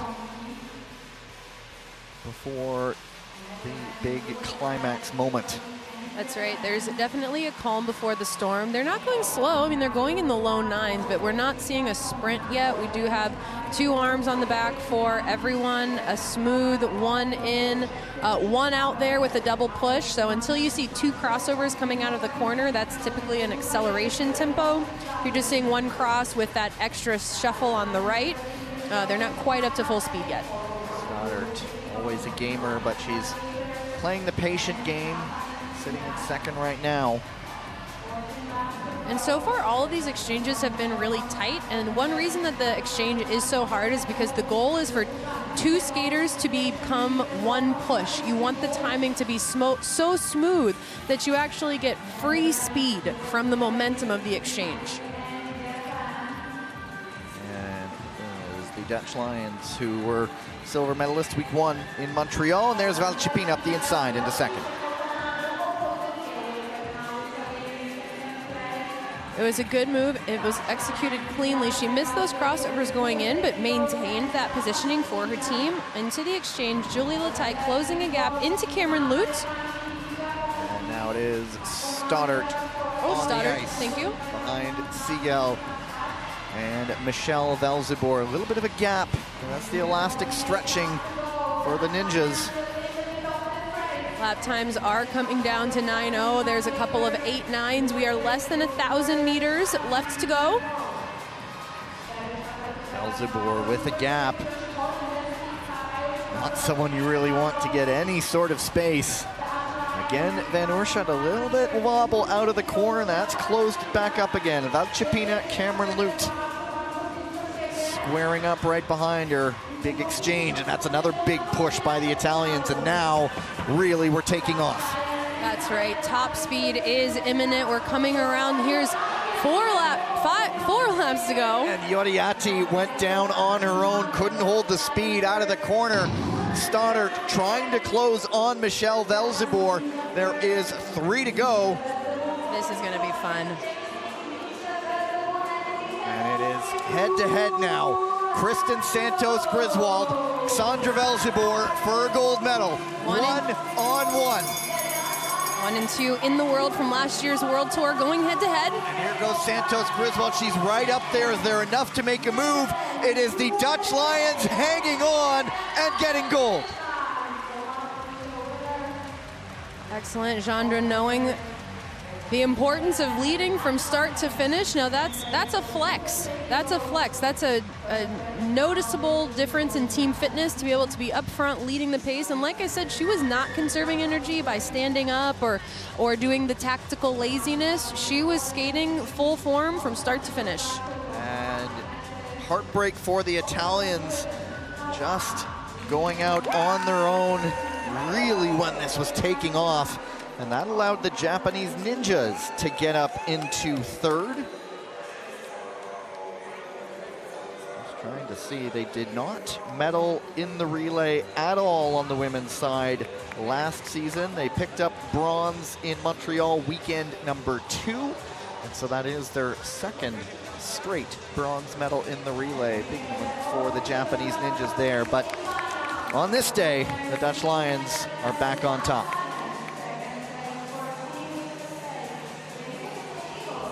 So Catherine beside me is just about to disappear as we look back at the race. A few wobbly moments there, and that was when Valchipina got into 2nd on Cameron Lute.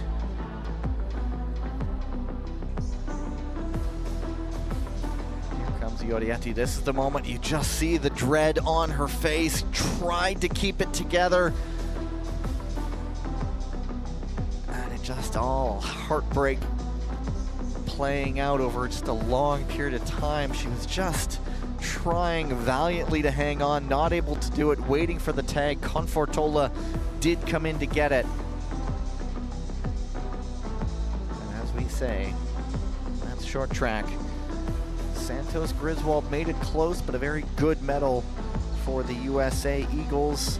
Their first relay medal on the women's side this season. And 1 bronze medal in Tilburg last season. And it's the day of the Lions.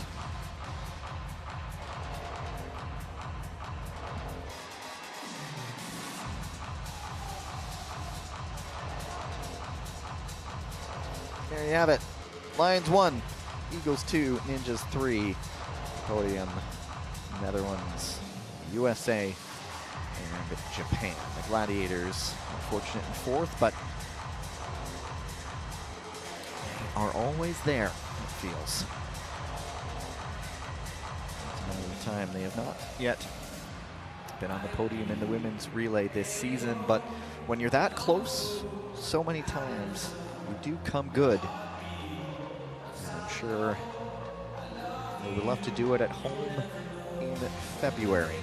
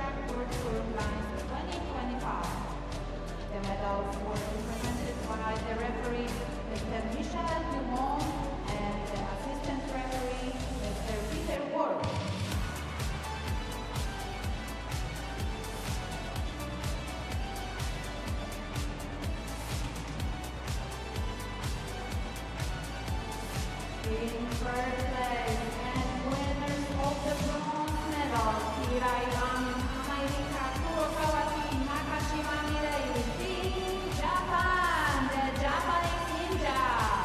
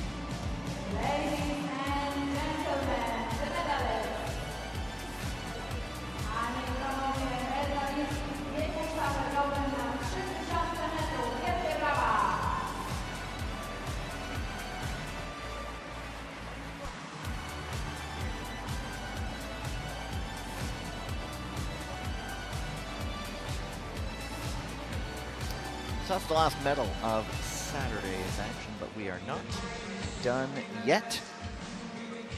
There's a flood break coming up, and then we will finish with the men's relay semifinals.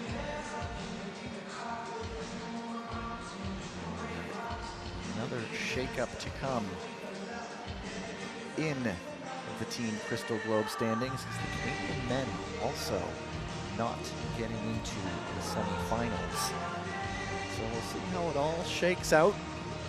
Emily and Donjanu running away on the men's side. And it's still Courtney Sereau on the women's side, but we'll see an updated standings. The standings board you might see coming up after this is just for the women's relay, so just make sure you read the headline as we head into the next break. But now we get to hear from them and Catherine. Michelle, what does it mean to win here in Gdansk with your team? It's really great to be on the top of the podium again, and I really enjoyed the race, so yeah, it feels good. Wonderful. And Jandra, are you looking forward to competing on home ice next week? Yes, it will be very great, and I think we're doing very good with the team, so I'm really proud of the girls. Excellent. Congratulations. Will you please throw this out to the fans? Here or behind you.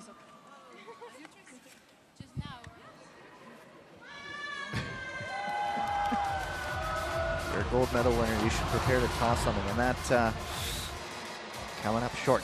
Anyway, they're not here to throw, they're here to skate. And we will head off into our final ice resurfacing break of the day, the men's relay semifinals to come as we look back.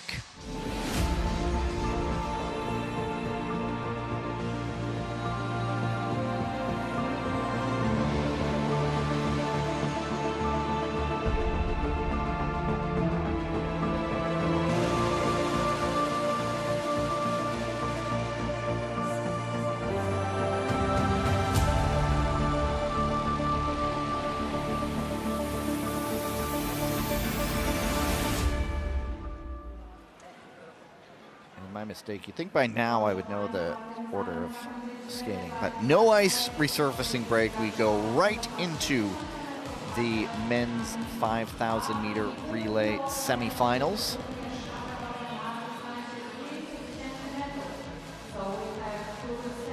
Heat number one, we'll have the Italian Gladiators, the Belgian Ice Bears, the Chinese Lungs, the Latvian Golden Stars, and the Turkish Anatolian Pars. 5 teams out on the ice, and a couple who will really be aiming to get their Olympic qualifying quotient position up, because there were some unexpected results that result in this shakeup. The Golden Stars sitting in 13th right now. The Anatolian Pars in 15th. The Ice Bears in 17th. And remember, top 8 are for those Olympic quotient spots. And the Chinese Lungs sitting in 5th. The Italian Gladiators, of course, know as the host side, they are in there, but of course, they are priming to be at their best when the world comes to Milan.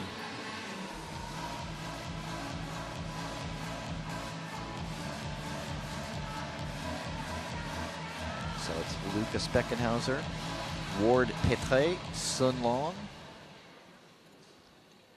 Robert Krusbergs, and Dennis Ors on the line.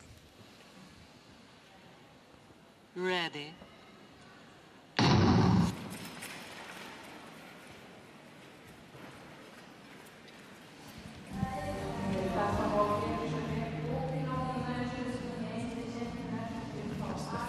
Stage top 2 go to the A final.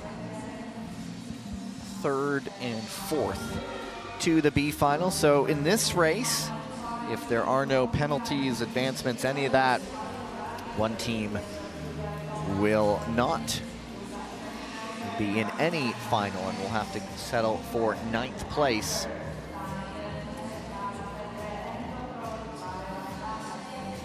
I was just saying, Catherine, welcome back.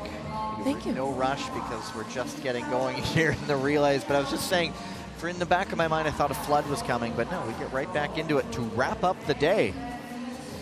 And the men are used to going on crummy ice. That's normal. Ladies first, as the saying goes, even though speed skating does now call the female field women. That's a recent change. It used to be ladies. Nothing ladylike about it. And a reminder, the repechage action gets going tomorrow at 11 a.m. local time. Whoa. So an hour later than this morning. And just, if you missed it this morning, you missed some really, really good racing. We had 2 skates finish within about 0.003 of a second of each other, back-to-back races. There were reviews, there were advancements, there were penalties. It had just about everything. And there were no medals on the line, but there was a lot going towards those Olympics. Andrea Cassinelli on the ice leading the way for the Italian Gladiators. It is back to Speckenhauser, Sun Long, Ward Petre, Dennis Ors, and Robert Krusbergs. Skaters looking very comfortable at this point. Nobody's really pushing the pace or really burned up any of the engines quite yet. So I was saying too, really 3 of these sides on the outside looking in of those top 8. So any one of them would benefit from a high result here for those team quota spots. Ooh, a tight move by Turkey up into third. The teammate responds well. Can he hold it? Bozdag then gets past. That was Wara Van Dam making the move back. Third, and now it's as we were. You got to let them practice their throwing a bit more, Catherine. I mean, it's a tough throw, and I don't know how heavy that thing is. They're too light. That's the problem. Is maybe on that other side, there is less room. I'm not sure though. You know it's deceptive over there because we have all the banners up. I feel the other side. This side's maybe a little higher, but that side's got even more space. Put some rocks in there for. That's right. And it is still Gladiators off the front. How about some pieces of amber to weigh him down? That would cost too much. And you think we have the budget for amber? That's right. Gavin and I checking out the Amber Museum here in Gdansk the other day. Very fancy. Very pretty. And then yes, there's plenty of products for sale. Especially at that Christmas market, huh? There's several artisans there who have made quite a bit of amber stuff. And the Gladiators have had a pair of bronze medals in the men's relay this season. The Lungs have been there too in silver. So we're starting to see a little bit of gap in the pack. Belgian Ice Bears and Latvian Golden Stars falling off slightly.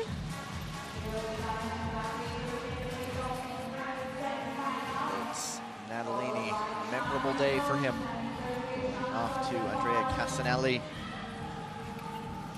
And we are seeing some arm swinging, especially on that Italian team. So Turkey as well. So a couple reasons for that. One is it can help with the rhythm of the steps. It can help put power into the push. It can also make you harder to pass. Lots of good reasons to swing an arm, but 2 arms on the back is a good sign that athletes are conserving energy.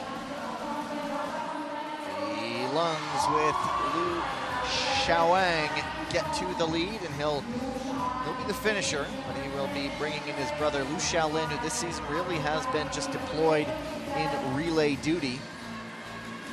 Xiaolin bringing so much experience to this team from their time in Hungary, being the first Hungarian medalist in the sport of short track speed skating, maybe even any Winter Olympic gold medalist. I'll have to check my stats, but a fall that doesn't seem to impact the outcome of the race, just a pushing skater.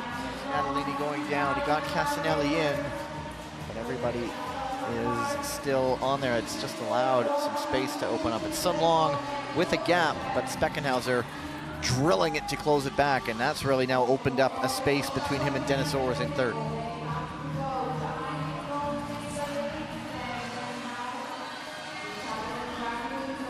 Back to Xiaolin here in front, who just turned 30 on Thursday. And Siegel in the relay. He's one of those exciting closers. It almost feels like no gap is too big for him in the final laps. He's looking to his teammate. That means he's looking for a pass and trying to communicate it. The timing isn't quite there. Cassinelli loses a little bit as Lin Xiaojun opens up a bit of a gap. And what happens as these teams get spread out is that there's more chaos in the middle, and it's very difficult. Turkey almost missing an exchange. Latvia just plain skipping it. And one more exchange to come. Liu Xiaowang, Pietro Siegel, Stan Desmet for the Ice Bears to try to close it. Rainis Berzins for the Golden Stars. That's see what kind of charge is in the legs of Pietro Sigel. Checking behind his shoulder, he knows it's them for 1 and 2, but they are both going through, so he's not even gonna risk it. And the Lungs and Gladiators will go 1-2. It looks like the B final spots would be to the Ice Bears and Golden Stars. And with only 4 spots in the B final, the Anatolian Pars will have to settle for 9th. So a good result for them to close it up a little bit, having coming into this weekend 15th in the men's relay standings. But that means next weekend pressure is on for them if they want to get into that top 8 position. Skaters catching up right there, and let's go to a replay. So Sun Long coming up the inside to his teammate Xiaowang. Good push. Now, they finished the push before the Italian team gives him a burst of speed. And here we see again, that's a rocket launch by Shaolin, and a fall there by Natalini, but it does not affect the race. Xiaowang again, staying focused as he comes down the straightaway. Pietro Sigel following behind, but again, they're in qualifying position with no challenge from behind, so no need to do anything crazy here. Xiao Jun showing us how it's done on 1 foot around that turn, even on some bad ice. And you can see when that second foot goes down around the apex, that means the ice bobbled a little bit. The skater needed extra stability, and you know, I bet that's what they're kind of laughing about. 2 ladies 3Ks on the ice. Look at those ruts is what I would put a bet on, Pietro saying there. 2 ladies 3Ks and now 2 men's 5Ks. There you go. The Lungs and the Gladiators to the A final. The Ice Bears and Golden Stars will race for some very valuable quota spots in that B final, going 5th through 8th. And another team here who could really benefit with the result, a couple of them. The British Royals with a very good quarterfinal, winning theirs. They are in 12th coming in. The Japanese Ninjas sitting in 7th, and so they want to stay above that bubble. If there's 2 teams that are safe, it is the Dutch Lions and Korean White Tigers, but the Dutch Lions just got 300 points in the Team Crystal Globe standings thanks to their women's relay, and the men's team will want to do that as well. The Dutch team is another team that really comes together like a family, and it's the coaching staff that drives it. It's the coaching staff that creates the team building opportunities, creates the sense of gratitude between teammates, the positive outlook, something that many coaches do well. And then again, it comes down to that glue skater. It's not possible to create a valuable team culture if you don't have skaters willing to share their humor and goodwill, even when training gets tough, even when their results aren't quite what you want. I think the Dutch team started their off-season training with a team excursion hiking in the Austrian Alps, if I remember that correctly, and so that'll bring you together. Yes, please. Yeah, it looked pretty lovely. The pictures are up on social media. The Dutch team does have a very active social short track media page. Ready. And so the British Royals will have Niall Tracy, Theo Collins, Willem Murray, and Peter Riches. The Ninjas, Miyata Shogo, Hayashi Kosei, Watanabe Keita, and Yoshinaga Kazuki. So really their top team. The Dutch Lions, Jens van het Wout, Toon Boer, Friso Emons, and Kay Hausman. And the Korean White Tigers, Lee Jung-min, Lee Jun-so, Im Jong-un, and Shin Dong-min.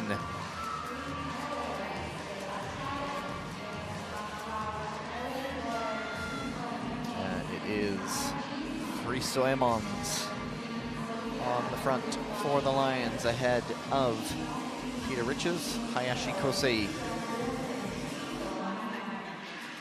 Still keeping that speed pretty light. A single crossover in, a single crossover out, and then a shuffle down the straightaway. So this is a conserving energy kind of pace. It's not like they're going easy. They're in the mid-9s. It's just that they're not accelerating actively out of each turn. I talk sometimes about that hammer float. It doesn't necessarily speed up the lap time. It increases the difficulty of doing that lap time. And if you want to do the same lap time a little easier, be more consistent with your pace, smoother with your track, which is what we're seeing here. Jens van 't Vout, his struggles have continued a bit this weekend. He had a fall. We'll see what home ice does to him next weekend. He still, of course, has racing tomorrow. The men's 1,000 meters, the women's 500 and 1,500. We will also have mixed relay time, and then the conclusion to this story that's underway right now with the men's relay finals. As always, that's the last event of the day. Tunbor, Miyata, Shogo right now on the front two. This is a long event, so the starter and the finisher doing 8 exchanges, and then the second two, the middle two skaters, only doing 7 exchanges. Typically the order goes starter, finisher, passer, defender. But sometimes it goes defender, passer. That position can play back and forth, but starter and finisher they're pretty concrete roles on the team. Let's see if anyone does decide to maybe switch up, do their exchanges on the opposite lap of everybody else. We've been seeing that a bit more these days. And that works really effectively, and honestly, anyone on the team can do that. What happens is one person says, hey, I can take my guy that I'm up against. Quick, tell everyone on the team, I got the pass, leave me out for 2 laps, let the skater complete the pass. Now, this was poor timing. The Korean White Tigers really barely even touching by the finish line on that exchange. Willem Murray just put up a big block. He said, no thanks, you're not going through. He defended. Oh, very good. But they've closed it back up. Now it's Im Jong-un for third. Exchanges can win and lose a relay. A good exchange speeds the team up. The sum of the team's parts becomes greater than each individual when your exchanges are going well. And then, you know, I'm reminded of my own relay team. We were told, you're 4 individuals. You need to come together and be greater than the sum of your parts. And that's what a good relay team does, is they mesh into one. Catherine's coffee table book of inspirational quotes is being released later on this year. It's titled Do the Thing. Do the thing. Do the thing you know you're supposed to do, which is simple but not easy. Hey, do the hard track. Make the hard choice. It's simple but not easy, and that's really the life of an athlete. The Royals sort of probing for an opening. It's just not there. These will be the finishers. Jens van 't Vout, Yoshinaga, Kazuki, Im Jong-un, and Niall Tracy. And either one, if somehow the Ninjas or Royals come through this, absolutely massive for their Olympic qualifying hopes. There's still plenty of time, just under 2,000 meters left in this 5,000 meter race. So the fireworks could yet happen. That's Elastic stretching a little bit, but the Royals closing it back up, and that good exchange to get them right back in the mix. But they've used a little bit more energy, Catherine, doing that work to close. That's right, and especially now that the pace will naturally pick up. Japanese Ninjas saying, our turn, we want the lead. And Yoshinaga going shoulder to shoulder with van 't Vout, and he takes it back. Those Dutch Lions sure do like to control the race, and I personally think that's kind of a flex. Like, well, yeah, we could sit in second, but why would we? We're going to show you how strong we are. And I use this saying a lot, but it's because I love it. We have the legs. It's what you do when you're confident and you trust yourself. And the Ninjas did medal once last year on World Tour, a silver medal in Seoul. You were there for that. Sure was. Nice defensive skating here. That's a deep track right into an exchange, then a cut across, but no contact, so no need for a review. White Tigers now up in second, but Miyata Shogo taking a look, but he's had to dump a lot of speed now. And that is a bit of an opening for the Royals. We'll see on the exchange, not there just now, but now van 't Vout opening up a gap for the Dutch Lions. 2 crossovers going into that corner. So we're still doing the wide track, which is easy on the legs, but we're adding crossovers now, which means they're really putting down the speed. And let's see, the ice condition now becoming more of a factor. The last race of the day, there's been a lot of racing on it. We'll see if there is any drama that happens, but Kay Hausman in the lead. White Tigers breathing down his neck. Setting up the pass. Just Watanabe Keita getting right back up in there. Keita carrying speed on the outside. Good defense by the White Tiger. That is Miyata Shogo, Yoshinaga Kazuki. It is Jens van het Wout, Im Jong-un, 1 and 2. 1 lap to go. Is there any more drama to come? Im looking around the outside. Van het Wout, we'll see if he lets him go because they're both going to be through to the A final, and Im does reach at the end, and I think he took it.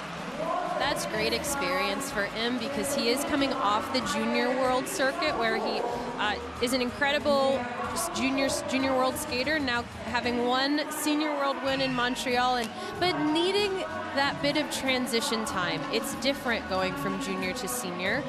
This is where the big dogs are, and Im is learning how to keep up. He had that first gold medal, but it's been lessons ever since then, but good races by both the Ninjas and British Royals, who will go to that B final knowing they each want to get that 5th place. It's a nice move out front by Miyata Shogo. A little bit of defending here by Yoshinaga. The Lions are able to complete that pass, and then another game of defense. Tigers coming up the inside, and it works. There is a little bump, and they still make it into qualifying position. Regent so getting that exchange going shoulder to shoulder with Tunbor. That's a good way to, it's called receiving the bump. There's a way to receive a bump so that it doesn't kill your legs. Im coming around, diving for the line. That's a veteran move. He's learning fast, and he's happy with it. Making a bit of a statement to one of the best in the world, Jens van het Wout. And, well, we'll see. Part 2 to be concluded tomorrow in the final event of the day. And so, Catherine, you don't have to worry about any more dashing down for interviews. That was a fun day. That was great.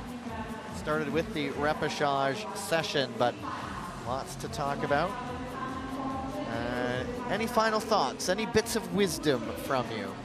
Oh, bits of wisdom. Well, Gavin, you know what I think is important for us all to remember is that when you work hard, you got to play hard too, and we all are deserving of a little bit of rest. So let's go ahead and do what the athletes do. Let's lay down, let's put our feet up and have a good time so we can come back stronger in the morning. And on the way for me, a quick trip through the market as I lock my bike and I walk back to where we're staying for the night. So I'm going to enjoy that as well. That can be our cool down.